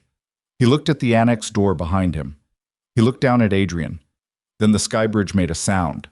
Not a catastrophic sound. A specific structural sound, a deep metallic groan from the south anchor point where the bridge attached to the building's 3rd-floor frame. The kind of sound made by a connection that had been rated for construction access loads and was currently holding approximately 3 adult men. The man with the flashlight looked at his feet. The bridge shifted. The south anchor, the one making noise, dropped about 2 inches on the building side, and the entire structure canted sideways with a lurch that sent one of Adrian's men grabbing for the steel railing and the other stumbling backward into the doorframe. Grant was already moving when it happened. Not away from the shift, into it, using the canted floor to accelerate toward the annex end rather than fighting the angle. He reached the annex door as the south anchor gave another groan. He grabbed the door frame and looked back. The 2 men on the building side were retreating fast, back through the stairwell door, which was the intelligent decision. The bridge held, barely. The south anchor had dropped but not separated. It was at a 10-degree list now, the glass panels on the south side showing the ground at a nauseating angle. Grant went through the annex. He took the external stair 2 steps at a time, metal, bolted to the outside wall, shaking slightly under his weight in the way external stairs always did, and he didn't slow down for it. He hit the ground at the east side of the annex and moved around the corner. Adrian was on the west side. His 2 men were tracking where Grant had descended. Grant came around the building's northeast corner while they were looking southwest and covered the distance between them before the geometry resolved. The first man turned at the last second. Grant had dealt with him before the turn completed. The second man was faster, got a forearm up, redirected Grant's first move, created space. They were briefly locked in a standoff that lasted maybe 4 seconds before Grant found the angle he needed, and the man went down hard onto the concrete apron. Adrian had not run. That was the thing that surprised Grant most, and the thing that surprised him least simultaneously. A man like Adrian Voss understood at some fundamental level that running was an admission, and he was still calculating whether there was a version of this he could talk his way through. He stood with his back to the vehicle on the apron, maybe 20 feet from Grant, and he looked at Grant with the particular expression of a man who had constructed the world around him with enormous care and was watching it come apart and hadn't fully accepted it yet. "The transmission you sent from the lab," Adrian said. It wasn't a question. "Yes." "Federal investigators have it." "Yes." Adrian absorbed this. "That's circumstantial. Shell corporations, account transfers. That takes 18 months to prosecute, Mr. Holloway. In 18 months, a good legal team moves the money," Grant said, "restructures the accounts, finds a new narrative." He watched Adrian. "You've run this calculation already." "I've considered contingencies." "Yes." "Then you know what you're missing." Adrian looked at him. "Camille," Grant said, "her testimony, her account of finding the discrepancies, the conversation where you told her it was a data entry error, the 2 weeks between that conversation and last night. That's not circumstantial. That's a witness account from the CEO of the company, corroborating every number in that transmission." Adrian's expression shifted, very slightly. The calculation behind his eyes redoing itself in real time. "Where is she?" he asked. "Somewhere you're not going," Grant said. A sound cut through the afternoon from the direction of Route 9. Then another. The specific cadence of emergency vehicles. Not one, more than one. the overlapping rhythm of multiple units moving fast. Adrian heard it. Grant watched him hear it. The calculation finished. Grant could see the moment it resolved. The specific stillness that descended over a person when all the options collapsed to one, and the one that remained was nothing they'd chosen. The first vehicle came around the curve on Route 9 with its lights going, then two more behind it, then a fourth that was darker, no visible markings, federal configuration. Adrian Voss stood in the concrete apron of his unfinished facility and watched them come. He didn't move. Grant stepped back and gave him the space to make the only decision left, because there was no point in a struggle that wasn't going to change anything, and Grant's knee was at the absolute limit of what he was willing to demand of it tonight. The vehicles came through the facility gate. Personnel were out before they'd stopped rolling. Sophie was standing at the eastern edge of the apron. She had made it down the external stair and around the building, and she had called 911 from the prepaid phone exactly as instructed, and she had then apparently walked to the most visible point she could find and stood there, which was both completely against what he'd told her to do and completely in keeping with who she was. She was watching the federal vehicles arrive with the expression of a child who had been afraid and had waded through it and was now filing the experience under things I survived with the gravity that no 8-year-old should have needed to develop. Grant crossed the apron to her. She looked at him. "You said go to the road," she said. "You made it about halfway." The road was very far. He crouched in front of her and looked at her face the same way he'd looked at it in the room upstairs, checking, accounting for all of her. "I'm fine," she said, preempting him. "They didn't hurt me. One man gave me a granola bar, actually, which was weird." Grant had no response to that. He pulled her into him instead and held on, and she let him, her chin on his shoulder, her arms around his neck. The sketchbook somehow still tucked under one arm because she was Sophie, and the sketchbook came everywhere. Behind them, Adrian Voss was being walked toward one of the federal vehicles by two agents who had already placed his hands behind his back. He didn't look at Grant as they passed. He looked at the building, his facility, the one he'd built with Aurelis money and Aurelis resources, the monument to a plan that had taken 18 months to construct and about 36 hours to fully dismantle. Grant didn't watch him go. He had his face against his daughter's hair, and he was listening to her breathe, and everything else could wait. A car came fast down the access road from Route 9, not an emergency vehicle, a plain sedan that someone had driven hard. It came through the gate, stopped at an angle, and Camille got out while it was still rocking on its suspension. She crossed the apron at a pace that was close to running without being running, because she was Camille Sterling, and even in crisis she carried the particular awareness of how things looked, and she stopped a few feet from Grant and Sophie and looked at them both. Sophie turned from Grant's shoulder and looked at Camille. "You were in the building?" Sophie asked. "I was in the server room." "Was it scary?" Camille considered the question with genuine seriousness. "The server room was actually fine. Getting here from the server room was less fine." She looked at Grant over Sophie's head. "The man driving that car is a federal investigator. He reached out to me through the emergency channel about 8 minutes after I locked myself in and told me they'd received the transmission and were en route." 8 minutes, Grant said. "Apparently financial crimes investigators keep unusual hours when the evidence is this specific." She paused. "And when the CEO of the company is personally transmitting it from inside the building." Grant stood up from the crouch, bringing Sophie with him, shifting her to his left side. His knee registered a formal complaint about the movement. He noted it and moved anyway. "Your face," Camille said. "Still fine," he said. "It's worse than this morning." "Comparatively."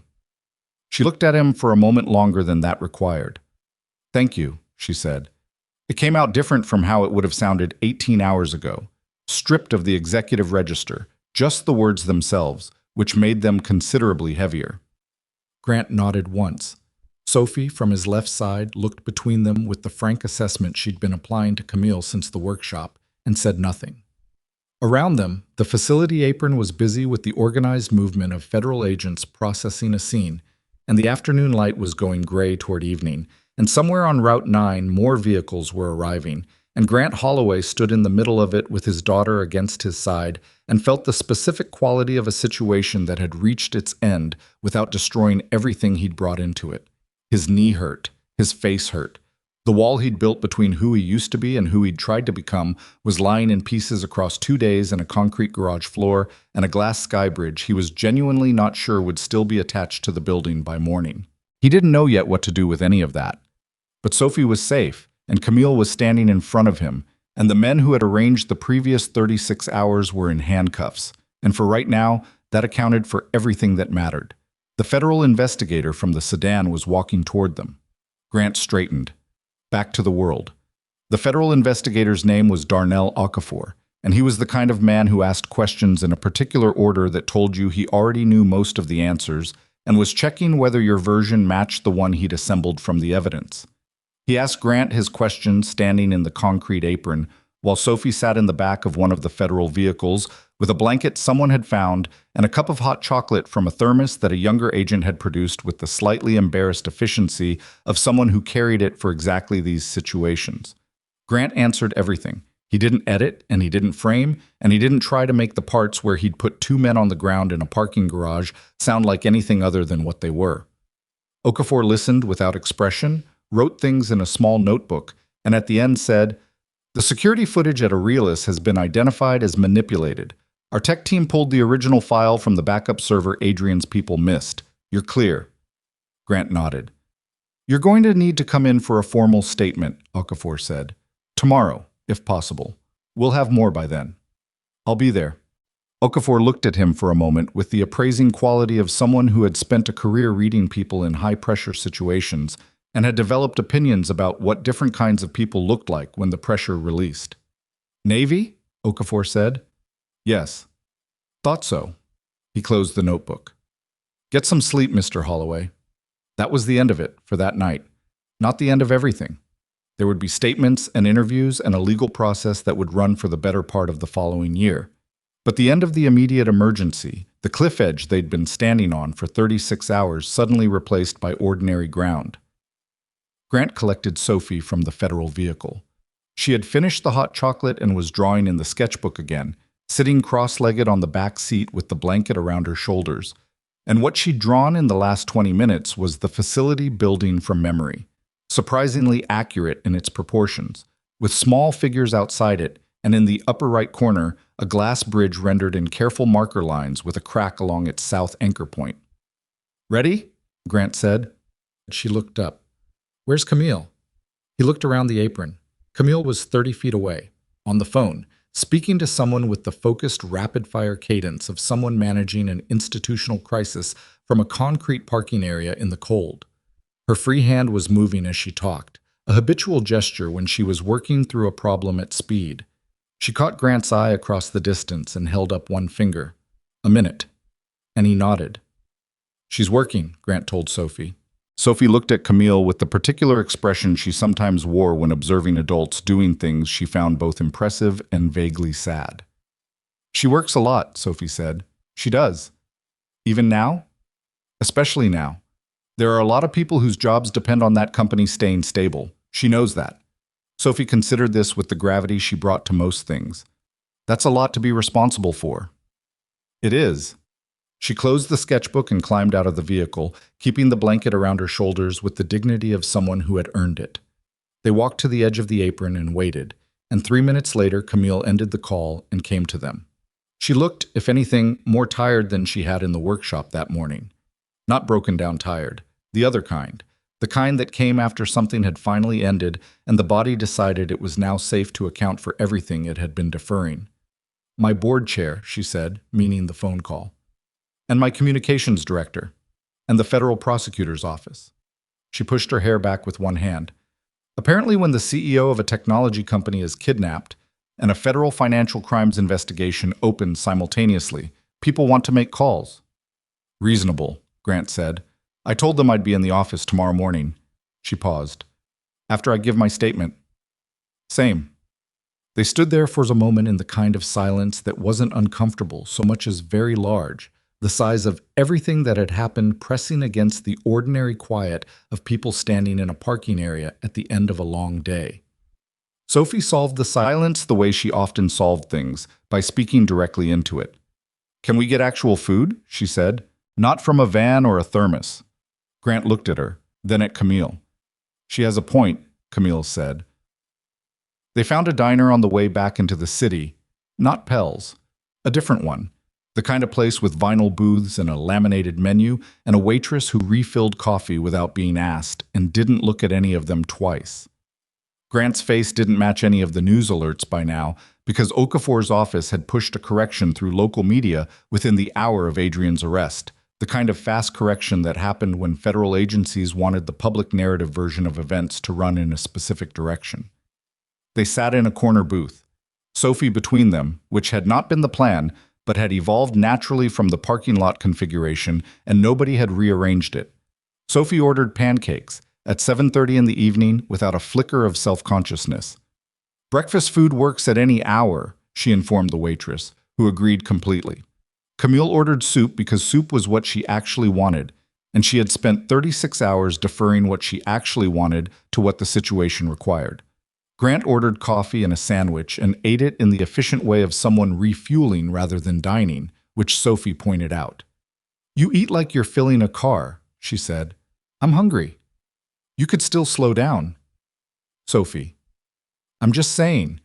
Camille was watching this exchange with an expression that had relaxed into something genuine, not performed warmth, not the calibrated engagement she used in professional settings. Just a person watching a father and daughter disagree about the pace of eating and finding it, for reasons she probably couldn't have fully articulated, something close to comforting. After a while, Sophie fell asleep in the booth. She did it the way she always did in moving vehicles and warm rooms, without announcement, tilting sideways until her cheek found a surface, which in this case was Camille's shoulder. Camille went very still. Grant watched her go still and didn't say anything. After a moment, Camille very carefully adjusted her posture to make the angle more comfortable without waking Sophie up, and then sat there with a sleeping 8-year-old on her shoulder and looked at the table with the expression of someone experiencing something they hadn't been prepared for. "She does this," Grant said quietly. "I noticed. You can move her." "I don't—" A pause. "She's fine. It's fine." They stayed like that for a while. The diner moved around them with its ordinary evening traffic. A family in the next booth, a couple at the counter, the waitress circling with the coffee pot, and none of it had anything to do with parking garages or skywalks or federal investigations, and Grant let himself exist inside the ordinary noise of it for a few minutes without needing it to mean anything. "Adrian will take a plea," Camille said eventually, quietly enough not to disturb Sophie. "His lawyer will negotiate. He'll give them the foreign contacts for Thorngate in exchange for a reduced sentence." She turned her coffee cup in her hands. "He'll still serve significant time. The 2 board members implicated in the accounts will lose their positions and probably face charges." A breath. "Marcus Teal, my head of security. He knew. He didn't plan it, but he knew, and he looked away because Adrian had something on him." She paused. "I don't know yet what I do with that." "What do you want to do with it?" She looked at him. The question seemed to catch her slightly off guard, not because it was complicated, but because she wasn't used to someone asking what she wanted, rather than what the correct strategic decision was. "I want to be angry at him," she said, "and I am. But Marcus has a daughter in our marketing division, and she had nothing to do with any of it, and—" She stopped. "And I'm aware that's not how legal culpability works, but it's still there." "Yeah," Grant said, "it usually is." She looked at Sophie's sleeping face. "She was very brave," Camille said. "In that room." "She's been brave her whole life," Grant said. "She just doesn't know it's unusual." Camille was quiet for a moment. Then, "What did her mother look like?" Grant hadn't been asked that in a long time. Most people avoided the subject with the particular delicacy people used around death, as though asking about the person meant invoking the loss. He'd always found that more exhausting than the question itself. "Dark hair," he said. "Brown eyes. Sophie has her eyes." He thought about it. She laughed at things she shouldn't have laughed at. Terrible timing, funerals, quiet moments. It came out of nowhere and she'd try to contain it, which made it worse. The corner of Camille's mouth moved. "She sounds difficult," she said. "She was." He drank his coffee. "I miss that about her. The specific ways she was difficult."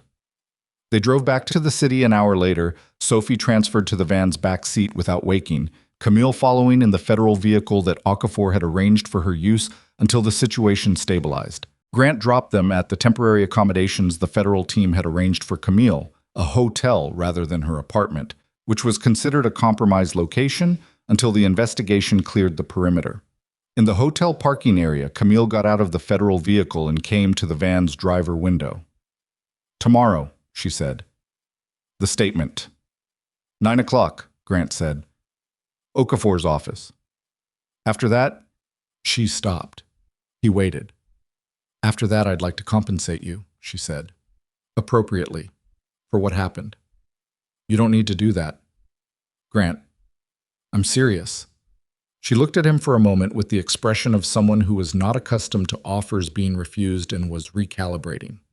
"Then what do you need?" she said. "Something. There has to be something." He thought about it genuinely, because she deserved a genuine answer rather than a deflection. "My truck is still in the Aurelis garage," he said. "I'd like it back." She stared at him. "Your truck," she said. "It's a good truck." She shook her head slowly. Then she almost laughed. Not quite, but close. The sound that precedes a laugh when someone is too tired to fully complete one. "I'll have it delivered," she said. That was the end of that night. The weeks that followed were not clean or linear, because nothing in the aftermath of an event that size ever was. Grant gave his statement the next morning. It took 4 hours.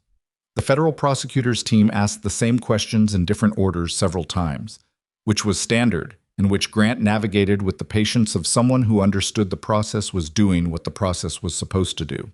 His name was formally cleared of any connection to Camille's disappearance by the end of the week. The correction issued with the specific low-key efficiency of official bodies that put significant resources into a narrative and then had to revise it.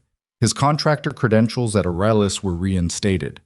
He didn't use them immediately because the building was a federal evidence site for the first 2 weeks and foot traffic was restricted. When he did go back, the 14th floor's relay junction had finally been addressed by someone else. Improperly, in a way that would create a different problem in about 6 months, but that was a problem for 6 months from now. Sophie went back to school on the Wednesday following. She had missed 2 days, which her teacher had been told was a family emergency. And when Sophie's classmates asked what had happened, she told them she'd been on an unexpected trip and it had been mostly fine except for the van. She didn't mention the rest of it.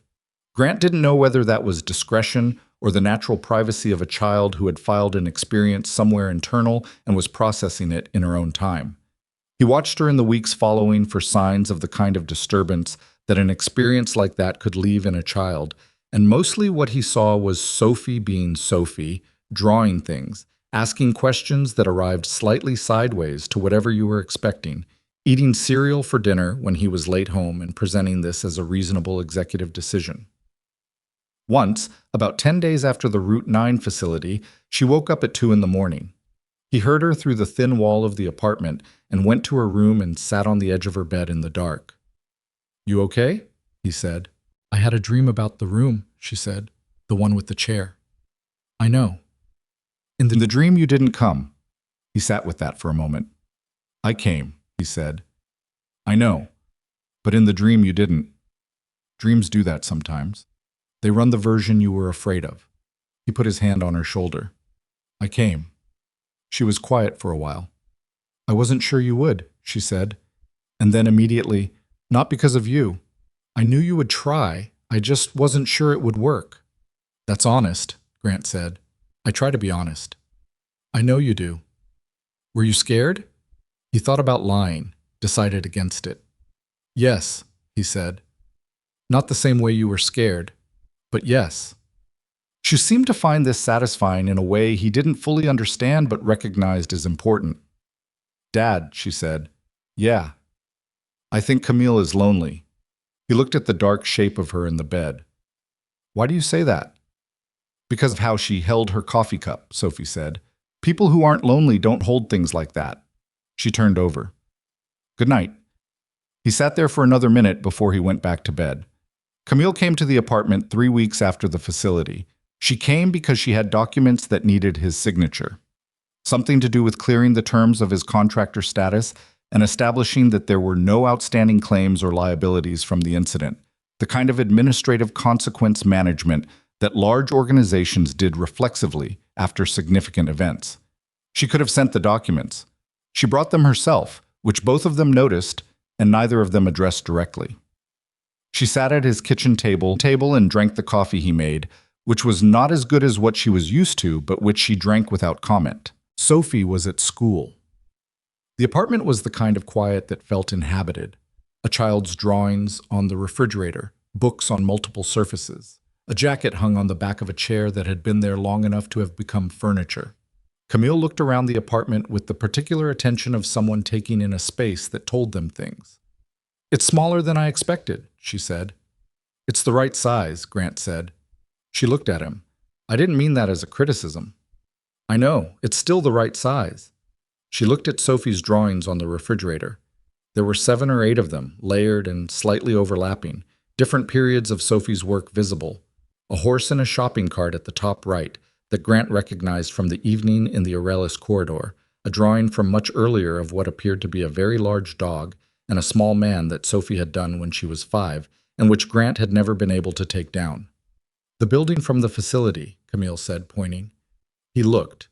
Sophie had put the marker drawing from the van on the refrigerator at some point without mentioning it. "She processes things by drawing them," Grant said. "I process things by building spreadsheets," Camille said, which is essentially the same impulse. He looked at her. She looked at the refrigerator. "The foundation," she said, moving to the documents. "The proposal I want to discuss with you beyond the standard paperwork." She set one document slightly apart from the others. "I want to establish a crisis response and veteran transition foundation funded through Aurelis, training programs, career placement, emergency response protocols for businesses and schools." She looked at him directly. "I want you to run it." Grant was quiet. "Not as an employee," she said, "as the founding director. Separate governance from Aurelis. It has to be independent to work. You'd build the structure yourself, hire who you need, set the curriculum." She paused. "Your background, your knowledge of what those transitions actually require. I can fund it, but I can't design it. You can." Grant looked at the document. He thought about the men he'd known who had come back from long service to find that the civilian world had no structure for what they knew or what they'd been. Men who were extraordinary at the things the military had required of them and were then handed nothing. No bridge, no translation, no acknowledgement that the skills they'd built were real and valuable and needed in contexts that didn't involve weapons. Some of them found their way. Others spent years lost in the gap between who they'd been and who they were supposed to become. He'd been lucky. He'd had Sophie, which gave him a reason to build something immediately. Not everyone had that. "I'd need full control of the programming," he said. "That's what independent governance means. And I'd want to partner with existing veteran organizations rather than create something that competes with them. I'd expect that. And I'm not going to wear a suit." Camille looked at him for a moment with an expression that moved through several registers before landing on something that might have been amusement. "I wasn't going to require a suit," she said. "I've been to enough Aurelis spaces to know what the culture expects." "The foundation isn't Aurelis," she said. "It's adjacent. There's a difference." She held his gaze. "Do you want to do this or not?" He looked at the document again. I thought about what he'd told Sophie the morning after the workshop, when she'd asked why he'd helped Camille. Someone needed help, and I could help them. He'd said it as a simple statement of fact, and Sophie had accepted it as one, because she was 8, and at 8, the logic of helping someone because you could was still clean and uncomplicated. It got complicated as you got older, Grant had found. People started adding conditions and calculations to it until the original impulse was buried under the weight of everything they were protecting themselves from. He'd done it too. He'd told himself he'd left the SEALs to protect Sophie, which was true, and he'd told himself the wall between that life and this one was for her sake, which was also true. And somewhere inside all of that, he'd stopped asking what he was actually built for and just focused on the wall. The wall was down.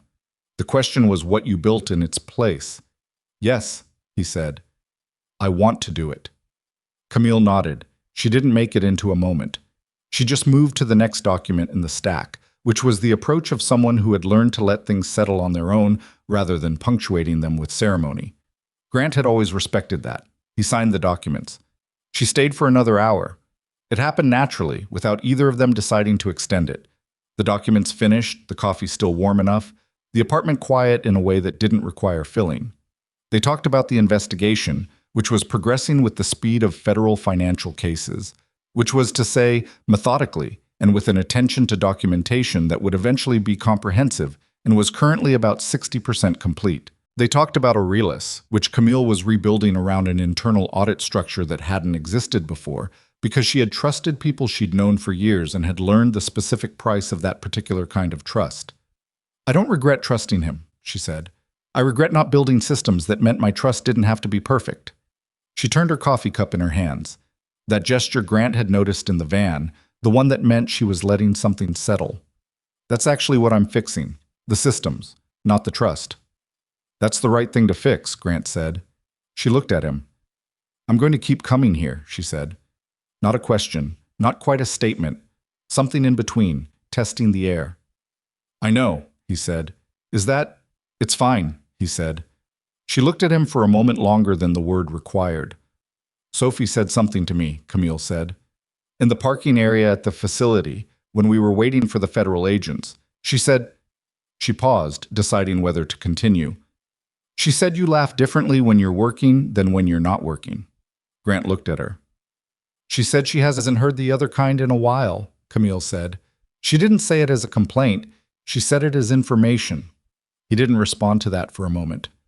"She's 8, he said finally. "She's perceptive," Camille said. The age is almost beside the point. He thought about his daughter at the kitchen table that morning, eating cereal before school, not mentioning anything that had happened, just asking whether they were out of orange juice, which they were, and making a sound like he'd forgotten something important. She was fine. She would be fine. She was Sophie. But he thought about the dream she'd woken from. The version where he hadn't come. The version she'd been afraid was possible. He'd spent 7 years building the wall because he believed it was what she needed, and she'd grown up on the other side of it, watching him maintain it, quietly, faithfully. And somewhere in those years, she'd started to understand that the wall was costing him something too, and she'd been waiting, with the patience of a child who loved her father, for him to understand it himself. The thing about Sophie was that she already knew. The thing about Grant was that he was catching up. The months that followed were not a transformation so much as a slow and occasionally awkward adjustment. Camille came back on a Tuesday with a question about the Foundation's governance documents, and stayed for dinner because Sophie had specifically requested pancakes and had invited her in terms that left no reasonable exit. The Tuesday became occasional, and then regular, and then simply part of the rhythm of that apartment, and those evenings without anyone declaring it. Sophie and Camille developed the particular kind of relationship that happens when a child decides to trust someone, not because they've been told to, but because the person has shown up enough times and consistently enough that the trust has been earned on the child's own terms. Camille was not trying to be anything, not a replacement, not a symbol, not a role she'd been assigned. She was just the woman who sometimes burned pancakes on Sunday mornings because she was reading something on her phone while the batter was in the pan and underestimated how quickly the stovetop ran hot, and who remembered which of Sophie's school projects were due when, because Sophie had mentioned them, and Camille had listened and filed it without making a thing of it. Sophie noted these things. She was a noticer. The Foundation's first cohort started in the spring.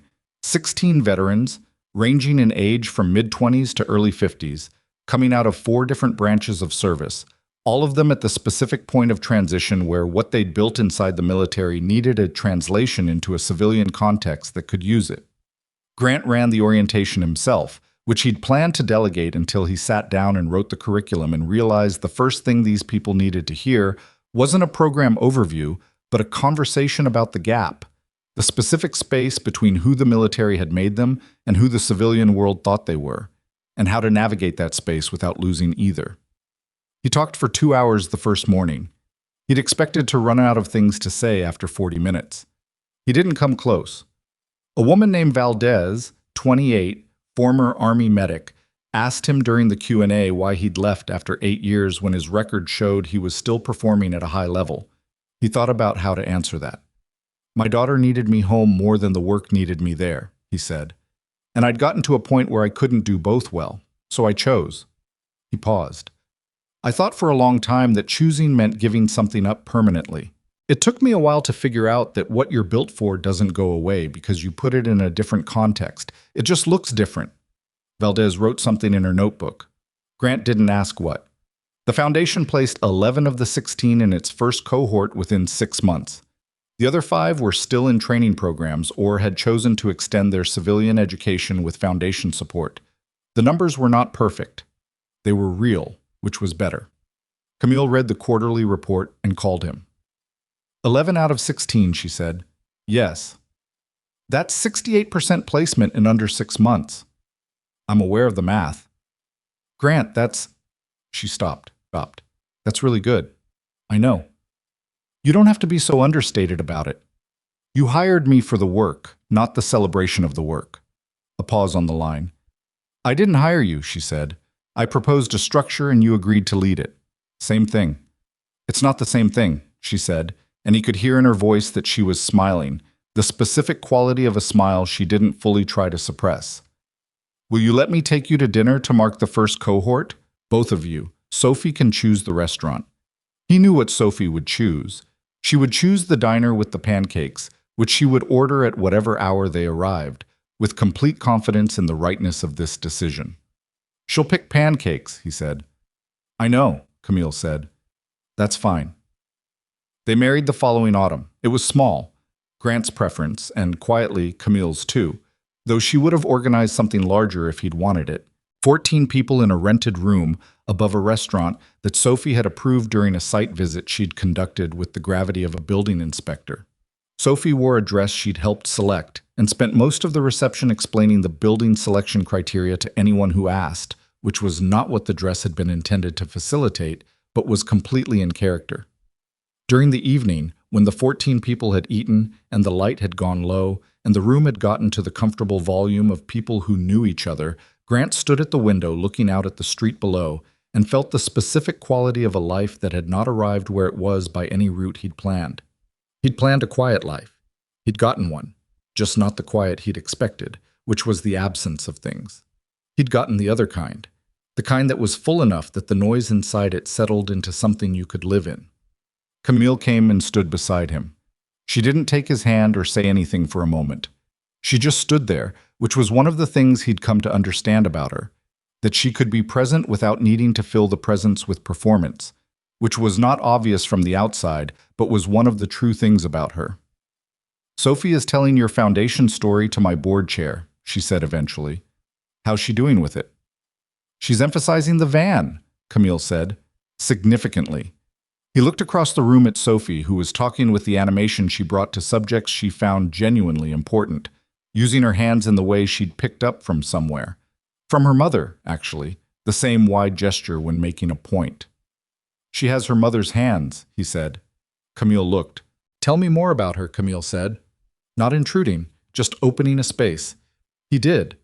He talked about Claire, the laugh at wrong moments, the way she argued about directions while being wrong about directions, the specific way she'd looked at Sophie when Sophie was brand new, and neither of them knew yet what kind of person she would become.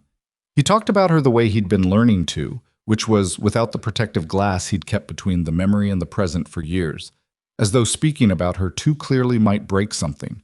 It didn't break anything.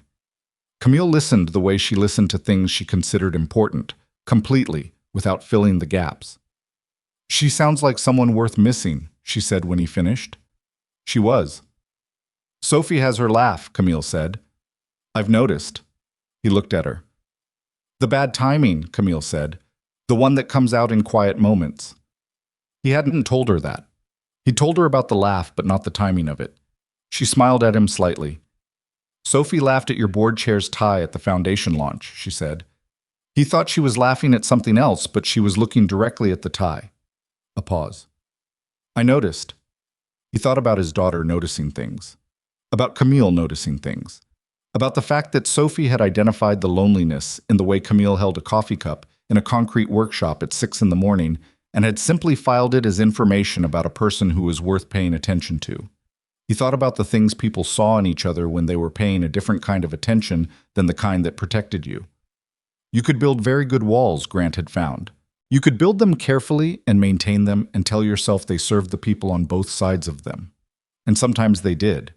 And sometimes standing at a window at the end of the evening with the room quiet behind you and your daughter's voice carrying from across the room, you understood that what you'd been protecting wasn't actually inside the wall at all.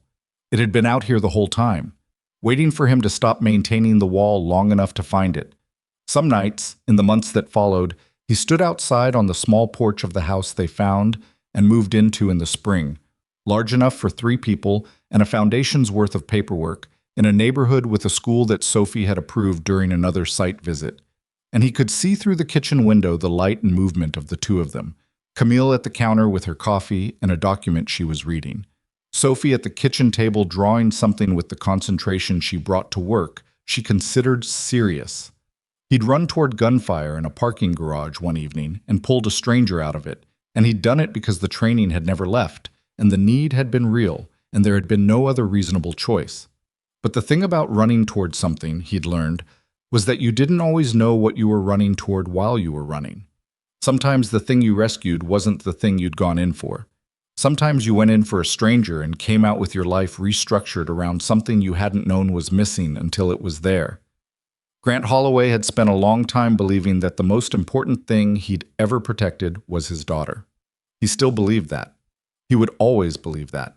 But Sophie had grown up watching him protect her, and somewhere in those years she had quietly arrived at her own conclusion, the one she'd delivered to him in that field at dawn, in a voice he hadn't been expecting, about the other kind of laugh, the one that came from a different place than maintenance work and relay junctions, and careful, quiet, managed days. She'd been waiting for him to hear it. He'd heard it.